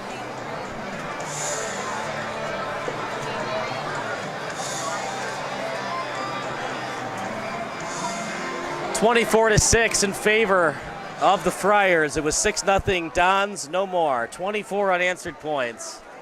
Yeah, we were talking about that extra point could come back and haunt somebody later, and well, it's not haunting. They're down 18. Little squib kick. It's going to go out of bounds. And the Dons are going to let that one go out.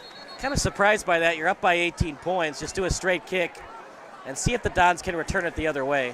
That seems to be, and somebody sent in a chat message about that too. That's what Fenwick does on their kickoffs. They just don't put it deep. They I don't want to call it a pooch kick, but they put it up in the air 20 or 30 yards downfield. They're just preventing, and they're very happy with just no touchdown return on a kick.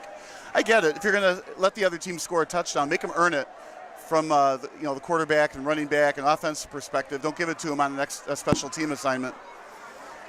Well, they made the quarterback change to Dickey. I don't think Frederigo was terrible tonight, partner, but that major league pop-up throw, I'm sure the coaching staff for the Dons were not happy with that one. Yeah, you might be right on that, although I think that was deflected, right? But I like what they're doing. Put in somebody else and see what they can do. See what you have. See what they can do. A little reverse Get a little handoff. experience. And the Friars stuffed that one out. Yeah, you like the run call, but you're down 18, so you need something that's going to work. And now, even though I like them running, they're going to have to find a way to throw downfield a bit. I don't mind running the ball, but I'd like to see a no huddle. If you're going to run the ball, get a couple of yards. Well, they no listened huddle. to you. There they are, no huddle. If you score in the next 5 minutes, you don't have to do an onside kick. If you score with 7 minutes remaining in the fourth quarter, then you might have to do an onside kick. Well, you are thinking ahead. I'm thinking they're thinking first down. 2 in the backfield. Fakes the handoff. Quick pass. And going to be the first down. Good job by the Friars, though. They're forcing them towards the middle or back in bounds to let that clock keep running. Right. Well, that was a nice pitch and catch again, too. It was they had to throw it over the defender in front of the other defender. Had to jump up to get it. Well done. The Friars if we're going to give up first downs, it's going to be in bounds. We're not going to let you go out of bounds. This is where you keep everything in front of you. Handoff. Pretty much both teams have not been able to run the ball well tonight. Well, right. And what you got to guard against, though, especially Fenwick here, is you have a good defense, and it would be easy to get a little bit lax. And like I said, keep everything in front of you. I think you still got to press. You've held them to 6 points the whole game. Continue to push to get that ball back. Third and long kind of situations. Handoff with room to run. One of the best runs all night for the Dons as it was handed off that time to Dylan Gallagher. Yeah, I don't think they're going to give him the first down. It's going to stay about a half yard short, but that's the running game that they needed earlier. Go wide, get 7, 8, 9 yards a pop. But here they only need a half a yard on this pop. Don't pass it, run. You need 18 points, partner, so the field goal somewhat helps you if you're thinking that by Notre Dame. Fakes the handoff over the middle. That looked like interference to me. There comes the flag. You can't bump him from behind before he catches the ball. You got to wait till he gets a hand on that ball, then you knock it out. When you get a hand in before the receiver's hands get in, it's going to be defensive pass interference every time. Yeah, that was an easy call to make. But it is a first down. You're up 18 points, though. If you want to be aggressive on a play like that, that's the time to do it. Well, I think he got beat on the play, and so he just got there, hit him first before he could catch it. That's another way to knock it down, hit him first. It's a big break for the Dons. Not only do they get yardage on the play, the first down, but it stops the clock. Yes, it does. One thing the Friars have to avoid are penalties. Well, we saw that last week, right? Fenwick was a beneficiary of a push out of bounds, unsportsmanlike conduct. Yeah, that was ticky-tack, by the way. When I looked at it on replay. Yeah, I can't argue that, but obviously it worked to Fenwick's favor. St. Francis is probably listening to that and groaning. 1st and 10 at the 30. Need 18 points to tie this one up. Dickey down the middle. Good defense by the Friars on the coverage. Yeah, that time was Henry Flueck. I like going deep.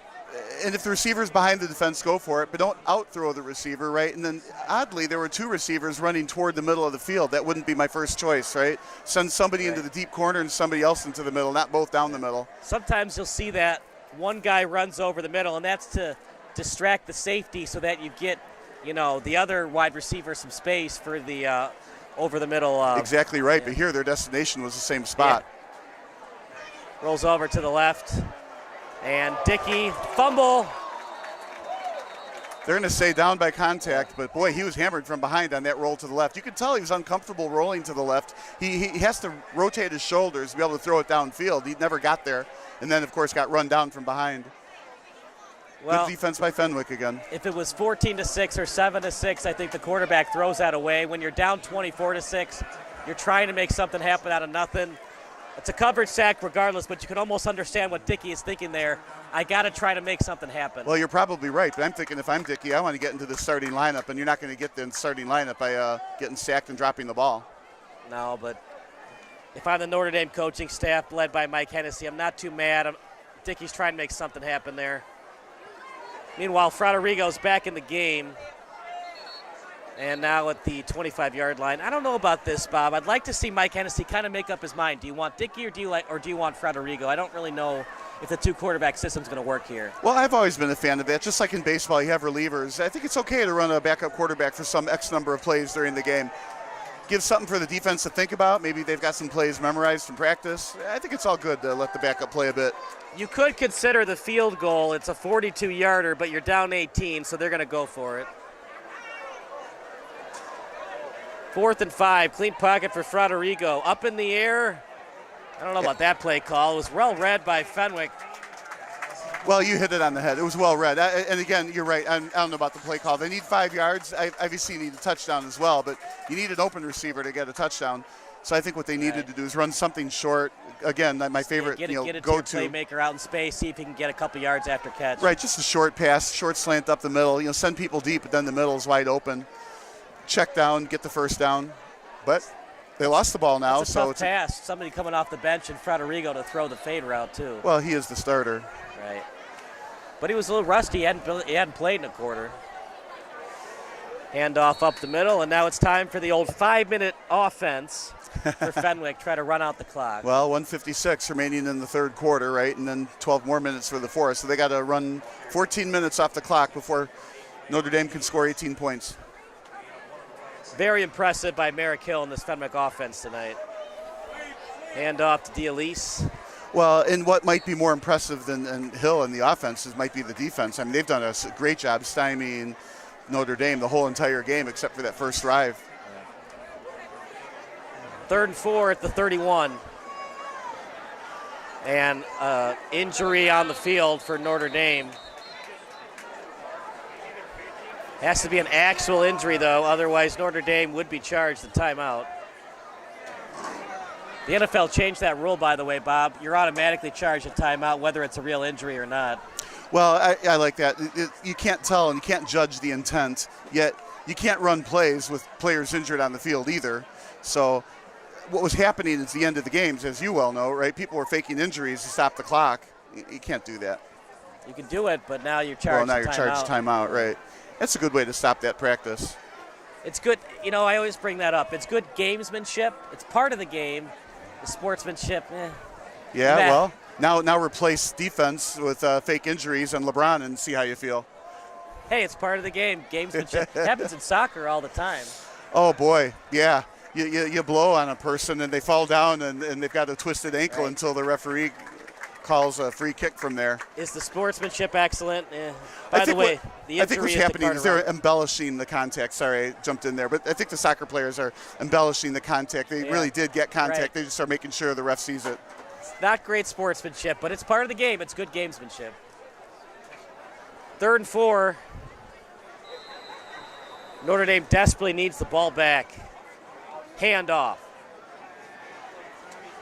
Notre Dame read it well, and you could understand why Fenwick ran that play. Their thinking is, well, even if they stop it, the clock continues to run. If we pass it and it's an incomplete pass, it's in essence a free timeout for Notre Dame. Well, I want them to punt here. 4th and 5, right? What are you doing? You're in your offensive set. It's got to be a quick punt.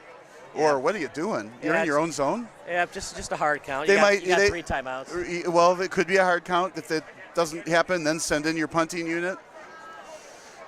I hope they don't run this. No, this is a hard count. As they've tried twice now. And you got to make sure the center knows not to snap it. Sometimes the center accidentally snaps it. Whoops. That wouldn't be terrible, though. Merrick would just have to know. You just backtrack 3 yards and then you punt it. You don't try to run a play if the center accidentally snaps it. It's a timeout for Fenwick. We'll take a timeout as well. You're watching SBS.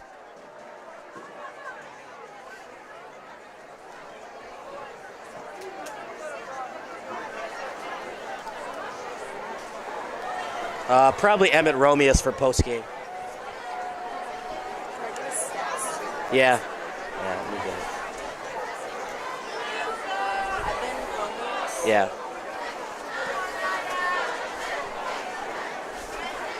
Tell him he has to do the interview or else.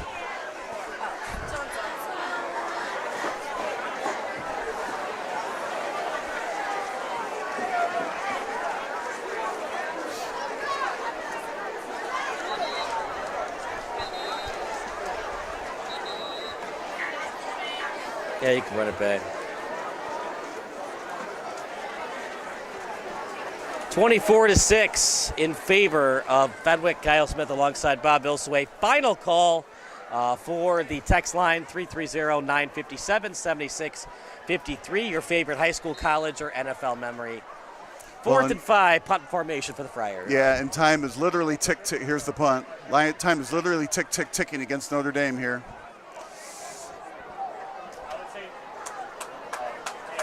Well, tonight is the Notre Dame College Prep Dons, and then tomorrow is Ohio State against Notre Dame. The other Notre Dame in town, right? I like what they did on that. Rather than down the football someplace, just hover around it and wait for the referee to blow the whistle, and that takes, 2 or 3 or 4 seconds off the clock, not like a major amount of time. So leaves 17 seconds left in the 3rd quarter. So Notre Dame's going to have a major comeback in the 4th quarter if they're going to get back in this one. I'd like to see them make up their mind on a quarterback. Yeah, I can see you peering in. Okay, where's the quarterback? What number is he? Yep, Frederigo's back in. At times, they've used 3 different quarterbacks in the same game. Well, we think that's going to be offsides if nobody else moved. And the Notre Dame fans are irate. It's a free play. Keep going.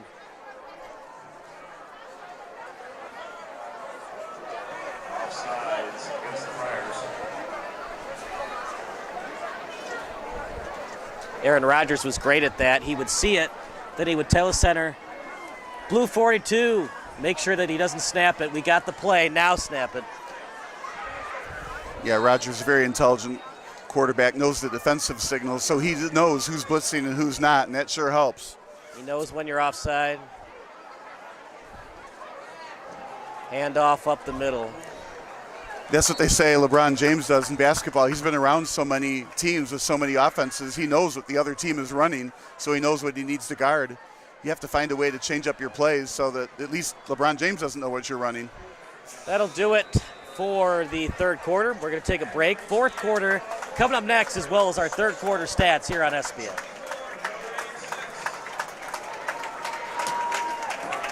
Can you give me some stats? Oh, yeah.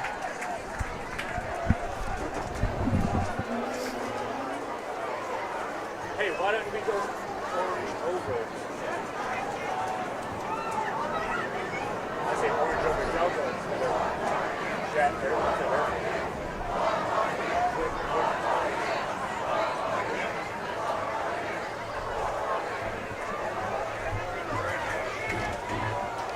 See if anybody's bitching on the chat. God damn it. You want a motion in the stack or just line up and stack? You know, whole program? Okay, you got him. I like this Irish nationalist. He's so funny. I'm sorry. He's so funny. 24-6 in favor of Fenwick. Kyle Smith alongside Bob Vilsaway. Don't go anywhere. The post-game show with Emily Lazarovich. We'll get Emmett Romeus from Fenwick, assuming the score continues. Whenever you say her last name, I feel like you're like announcing in a different language from a different planet. Is it good or bad? Good. Shotgun for Fraterigo. I think you say it the same way she says it when I hear her do the post-game shows. I always love listening to the Cubs games. Pat Hughes would announce Wilson Contreras' name, Wilson Contreras. Oh, right. Well, as long as you're intentionally mispronouncing, right? Fourth down now. And punting, so you're down 18 and punting. Not saying they shouldn't punt. I'm saying you got to do something to get past fourth down. Well, we all know that Major League pop-up pass from Fraderigo was no bueno, but what else did he do that made it Coach Hennessy want to go to the backup? Well, I don't know that it was that reason necessarily. Maybe he wanted to take a break. Maybe he wanted to see what the backup could do. That was a good time to maybe clear the head.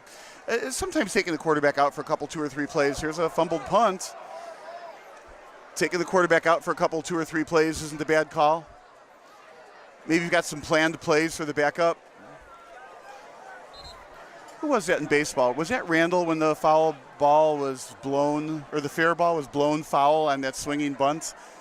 No, you might not remember the play, but that's what was going on there. Yeah, you know, it's illegal now for you now, to do that. Right.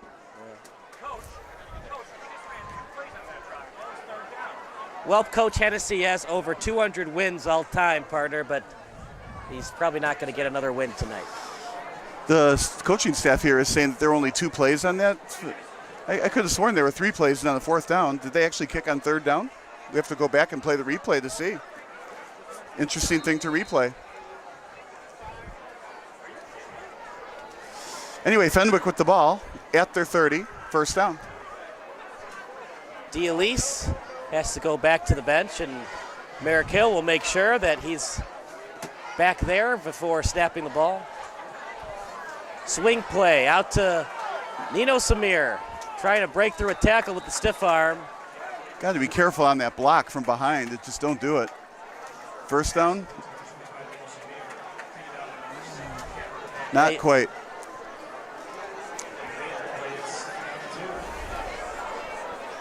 Well, partner, you're not going to win many football games, only scoring 6 points. What went wrong for Notre Dame's offense tonight? Well, I think they misfired on a lot of the passes. The passes that were completed were very short, and there was nothing downfield. And Fenwick is very good at pursuing the run. Extra yards after contact by Nino Samir. That was effort. I would compare him to Montgomery again, but obviously you told me Montgomery's not playing Sunday. Domination by Fenwick tonight. 16 first downs to just 5 for Notre Dame. Yeah, they are an excellent team. The penalties hurting Fenwick a little bit, though. 4 penalties against for 34 yards against. They run Smith in motion. Handoff. And it's going to be a tackle for a loss. Great job on the tackle by Landon Page.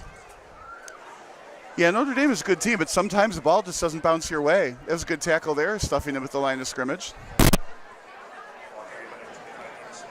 And Notre Dame, they're going to have to look at the game film. Too many times, wide receivers were wide open. Both touchdowns. Emmett Romius and T.J. Smith were wide open. Well, I think Hill makes them look wider open than they are. He's got a rope for an arm. Man, how did he hang on to the football that time? 3 players were around him, and he somehow hung on to that ball. Yeah, if you're going to get tackled, don't give it up. But he's got a great arm. Call it what you want. Rifle, a howitzer. It's strong arm, frozen ropes downfield, and receivers that can get open. So some of those receivers are more open when Hill is throwing it than when other quarterbacks are throwing it. What do you want to do here if you're Fenwick? Try to get the first down or just run the ball, run some clock? Well, or a short pass across the middle. Like Takes the screen to the right, then delivers it to the middle to the left. Still on his feet. 1st and 10 for T.J. Smith, and most likely the dagger against Notre Dame. The reason I could call that play is I've seen Fenwick run that play like about 4 or 5 times between last week and this week. They let the rush come in and put the receiver across the middle on the run, and can go for a long way, and it just did. Man, is T.J. Smith fun to watch. It's kind of a backbreaker, frankly. He's going to graduate next year, the junior.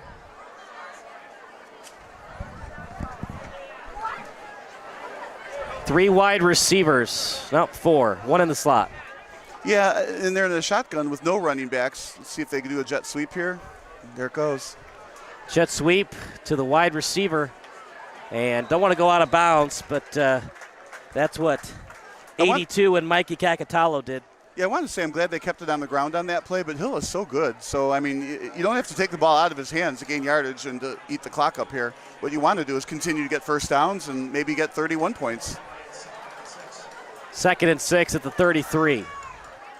Fires it to the right as he got it that time to Romius.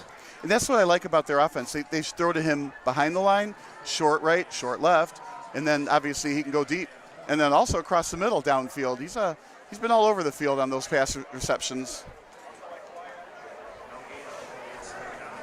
3rd and 6 at the 33. Clock stops at 8:59.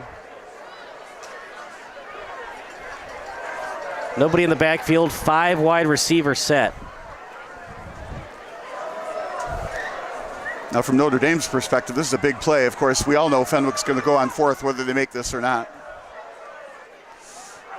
Shotgun, Hill, Deep. Wide open man, and getting there at the last second. He was open for a second, then Notre Dame with a big pick that time by Ryder Rea.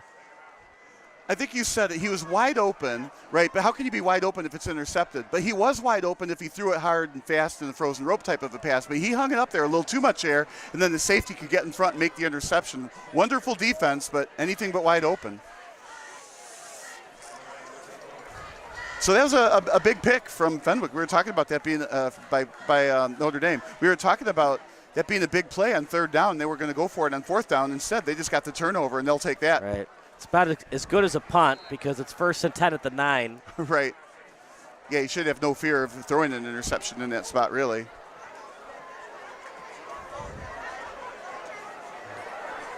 Not sure why you're handing it off down 18, but they're going to hand it off there. Well, you have to have a lot of confidence in your quarterback to air it out, but I think that's probably the plan here, should be the plan here. And as much as I've been crying for Notre Dame to run a lot, it hasn't been that great against Fenwick's defense. You got to score in the next 2 minutes, an onside kick, get the ball back, score in the next 4 minutes, another onside kick. Pass over to the right. Trying to break through the tackle that time is... That's a tough throw. It's a long throw all the way from the middle of the field all the way to the sideline. Completed Quentin Jackson. Went to Onahan for his schooling. Clock stops briefly. Notre Dame has to go no huddle the rest of the night. If you're just joining us, it was 6-0 Dons and then 24 unanswered by the Friars. Very few mistakes made by Merrick Hill. Well, keep going on that, right? Very few. I mean, do you remember any? Just the interception and missed a couple of passes. The interception. at the beginning of the game. Yeah. Remember, Fenwick did not score in their first couple of possessions. Yeah, Hill's been absolutely terrific. Somebody figured out the defense, either him, the coaching staff, Right. somebody. And then after Romeus had that wide open reception down the sideline, it got Merrick Hill into a rhythm. And Yeah, that's the sequence of plays that broke the game open. are you surprised by what Notre Dame is doing? Because I'm shocked by this. I'm sorry you're shocked by this? I'm shocked by them running the ball and letting the clock run. Yeah.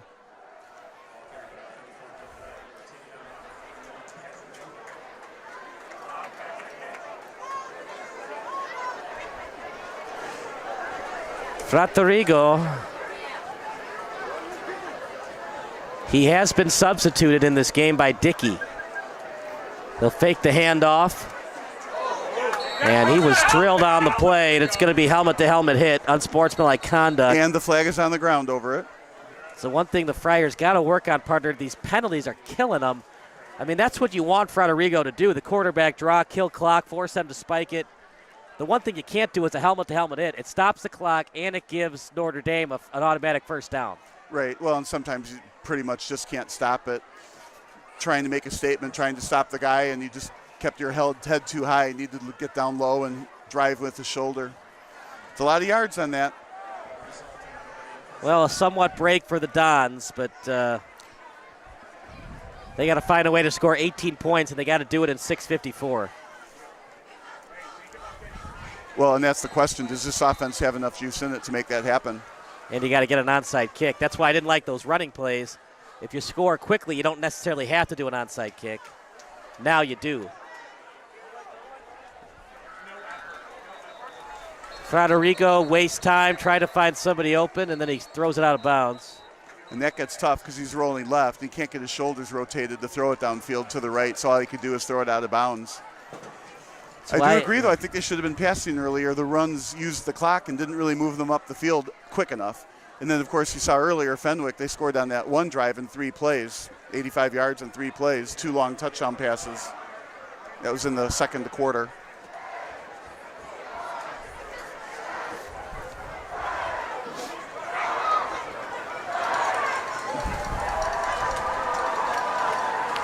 Three touchdown passes by Hill to 3 different receivers. It's pretty darn good. Yeah, that's how you got to do it. First and 10 at the 48. You might argue that's San Francisco's mode of operation. They've done a great job building that team. And Brock Purdy has been great, don't get me wrong, but they found a way to get Christian McCaffrey, Deebo Samuel, Brandon Ayuk, and George Kittle all on the same team. Right, by spreading the ball around. And 13 straight wins? Now, how many straight losses do the Bears have? Well, the 49ers lost the NFC Championship game, so. Okay, regular season straight wins. Yeah, and then correct. The Bears, aren't they about the same number of losses? Yeah. Good catch. Yeah, tried to jump the route. First and 10 for the Dons. I like that. You're tackling the man and the football. Yeah, but Then he you carried want him them to down. waste clock. Even if he gets the first down, just wrap up, make them spike it or go no huddle. I'd rather have a turnover than you're worrying about a few Right. seconds on the clock. You jump the route, and it allowed Notre Dame to get 10 more yards. That was a nice offensive play. Clean pocket for Fraterigo on his back foot. One-on-one coverage. Flag on the play. And it's either going to be defensive pass interference or holding on Fenwick. Regardless, it's against the Call it Friars. defensive pass interference. That's what I'm thinking. See what they do call. Well, if you score a touchdown here, That gets tough when both people are going for the ball and then the referee throws a flag. And, from here, I couldn't tell who interfered with who. To me, that was just a jump ball. They called it on the defense after all. So he must have called. He shoved him down while he's jumping up in the air, intercepting it. Okay. Run that one by it, back on replay. first and 10 at the 10. You have all 3 timeouts. I still think they're going to do an onside kick, even if they score it on this play. And if you score a touchdown, do you go for 2? We'll see what Hennessy wants to do. Bad snap, has to fall on it. Boy, Fenwick was there just in a heartbeat. They don't fall on it if it's Fenwick's ball. And even if he holds on to it, Fenwick had a real good rush on that play. Well, you got to get 3 scores regardless. So if you're Notre Dame here, Bob, do you consider bringing the field goal kicker in soon, kick the field goal, and go down 15? You got to score 18 points regardless. Yeah, I don't go that route, but I understand because right now you're kind of deep territory. Kick it, then get 2 onside kicks, touchdowns. But I would be going for a touchdown also here. Well, now you can't go for the field goal because now you've lost all that yardage from a fumble and a sack. Well, or, it's 3rd or 4th down, a long way to go. Maybe the field goal is the way to go because on 4th down, you're not likely to pick it up if you're this far away from a first down.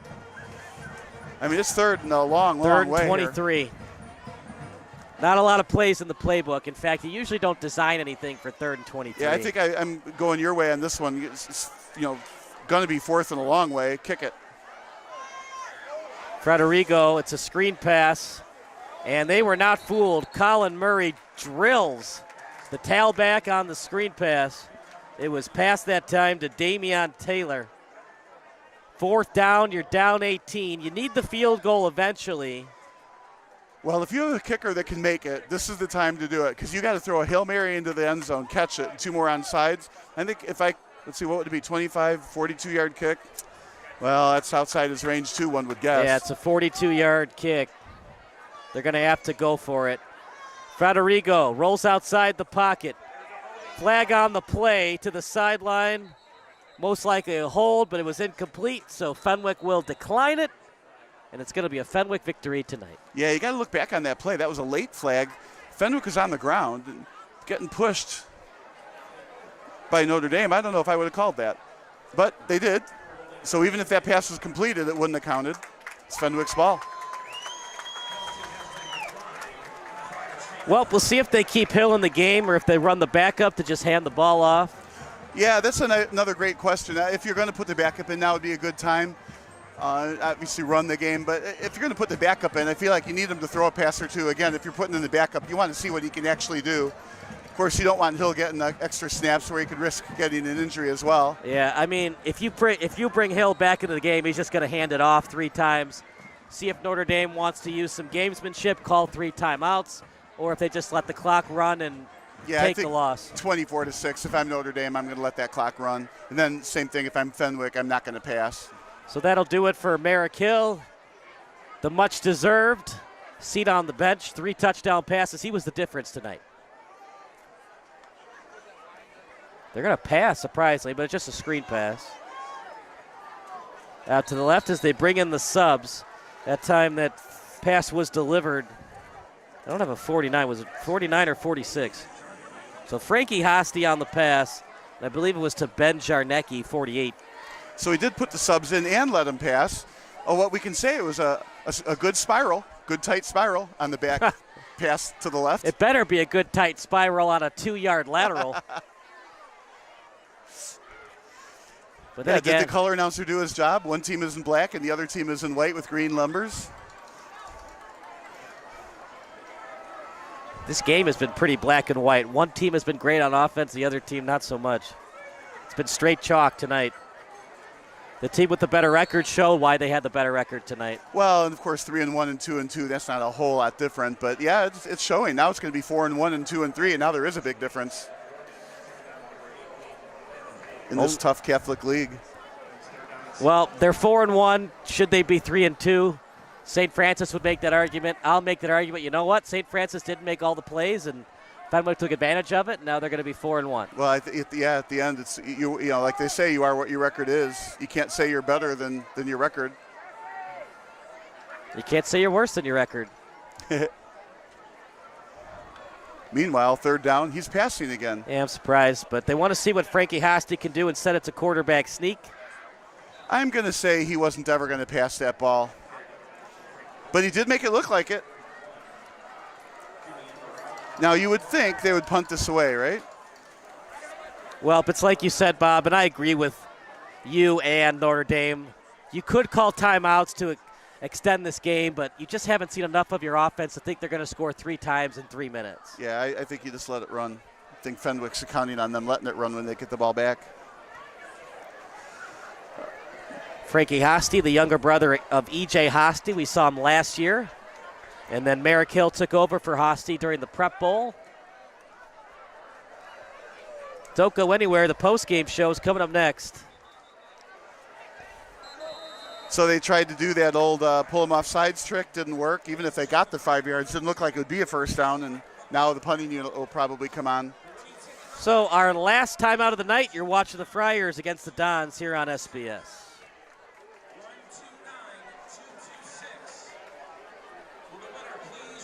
No, not that. Oh, so that's fine.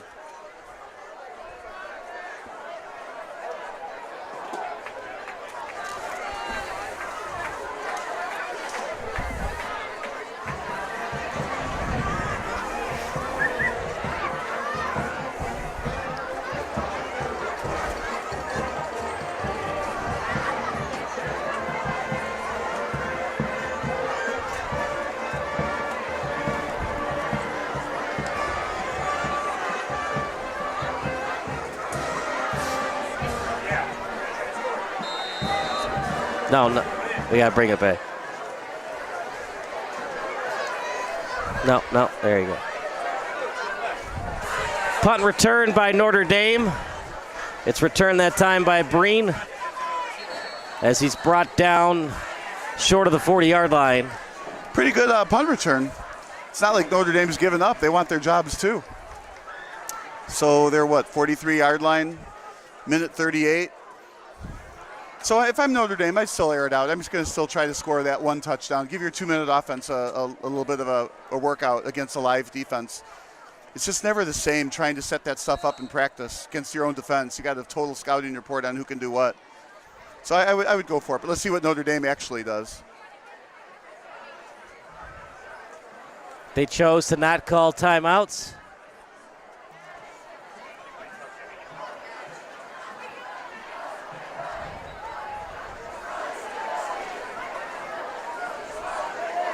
Over the middle. Somehow that got through as he completes it that time to Tom Janis. That ball was just thrown a little too slow for me, allowing the defender to almost pick it off, but it was complete. I mean, that's why Fratarigo lost his job briefly in the third quarter. I mean, he's had some trouble with zipping the ball. Well, and that's what makes Hill so good, right? He's got a lot of zip on the ball, right? Timeout called by Notre Dame. We'll stick with the action. So 2 timeouts called by Fenwick, 2 timeouts called by Notre Dame. Nope. Right here.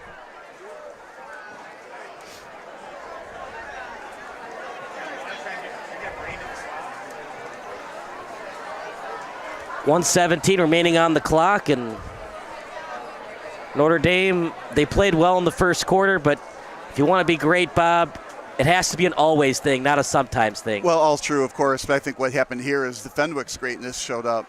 I don't know that Notre Dame played that bad. Fenwick is really good. Got to figure out this quarterback situation, though. Fratarigo was not great tonight, and he was subbed. Well, there's a wide open receiver. Yeah. But again, why did he not get out of bounds is a great question. Okay, get a first down. The clock stops, not for very long. Has to be I don't mind it so much, Parter, because you can still spike it. But at the high school level, we just don't see a lot of quarterbacks that feel comfortable spiking the ball. Yeah, I think he should have gone out. They did gain extra 10 yards by not spiking it. Screen pass to left. That's kind of a break for Notre Dame. He would have been tackled in bounds, would have wasted more clock. He drops it, so it stops the clock. Yeah, you got a point. But again, that roll to the left, you got to get the shoulders aimed downfield. The ball is on the right hash mark, so the rolling to the right is on the short side. This is where I like to run to the left to move the ball to the left. But you don't have time for runs. Fratarigo on the quarterback keeper, and he slides. Well, it's a Notre Dame team that went to the quarterfinals last year. They graduated a lot of skill players, and they had to replace integral parts of the offense.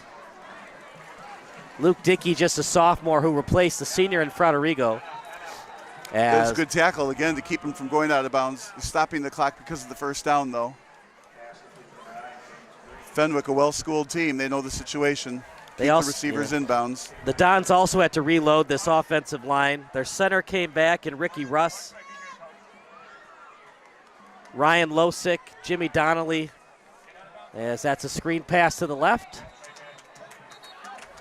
And with 14 seconds left, So I like this. We talked earlier about them practicing their 2-minute drive here. They can't win the game, but they're showing how to move the ball in the last 2 minutes, and against a good live defense as opposed to their own defensive team. So this is a good exercise for Notre Dame to run through.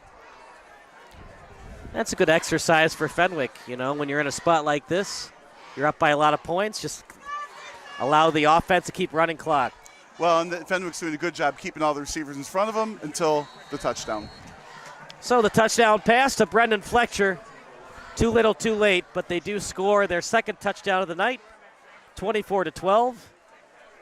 And see if they want to go for 2. They need to go for the 12-point after touchdown conversion play. So on the box score, it'll be like, oh, they only lost by 2 scores, but for the people that attended tonight, it was clearly a Fenwick domination. Yeah. And they had the first 6 points, too. If they're going to go for 1 point, it'll be Cuban again. As is a good kick, but it's blown dead by the ref. Procedure, back up 5 yards, kick again. They just wanted to practice their longer field goals as opposed to the extra points. Well, if you're an Oliver optimist, I'm kind of a negative Ned. I think that Oliver optimist? Yeah. Trying to think of another O name. Orist. Orist? That could work. Is that a name, Orist? Orist? Yeah.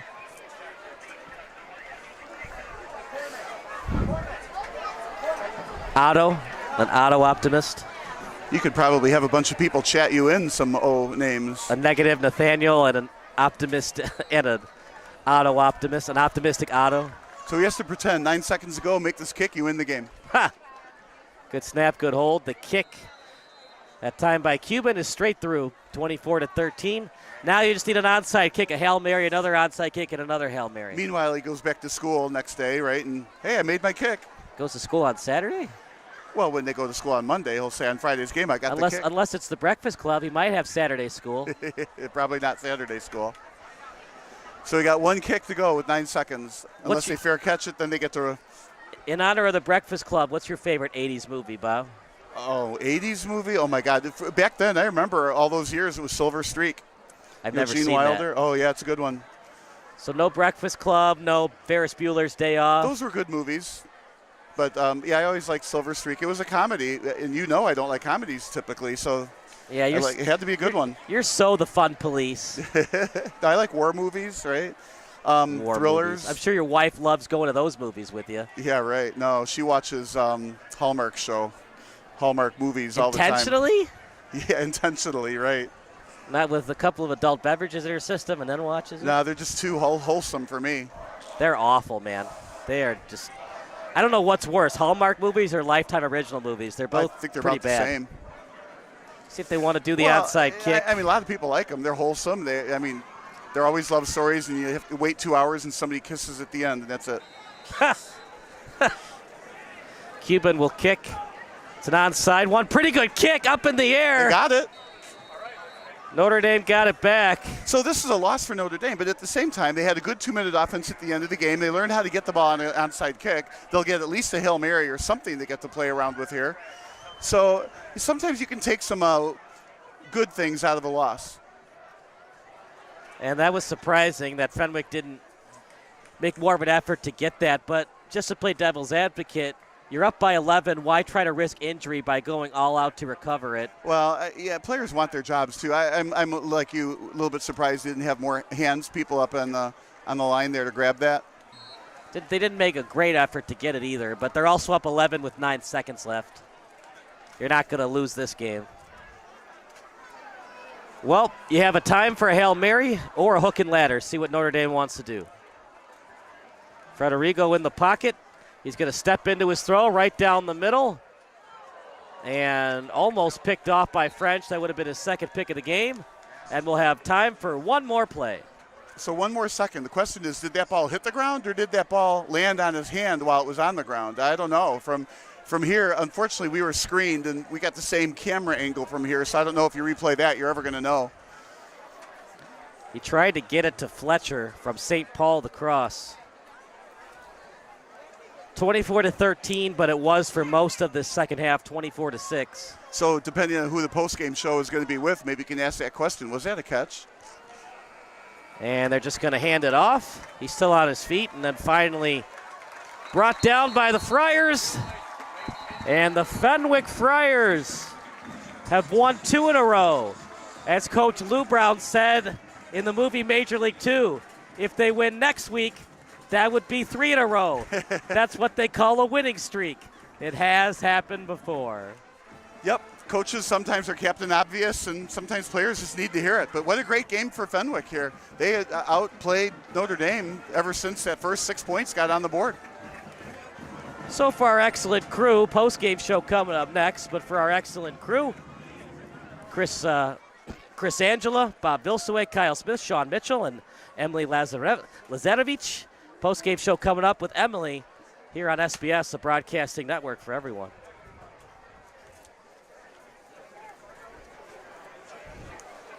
Lighting here is good, so you won't need the top light. And please make sure Sean does not film. Romius. He'll let you know if we And it's Evan. Evan. And it's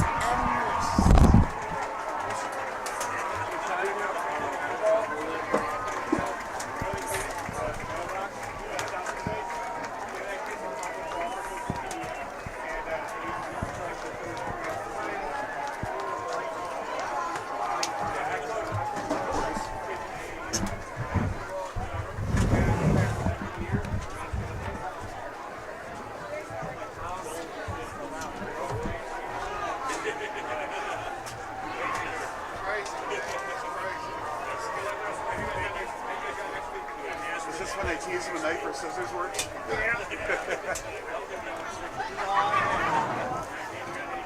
One day I'll remember it.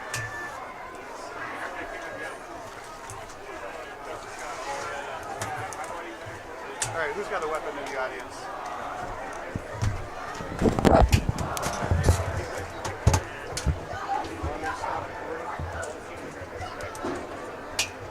There you go.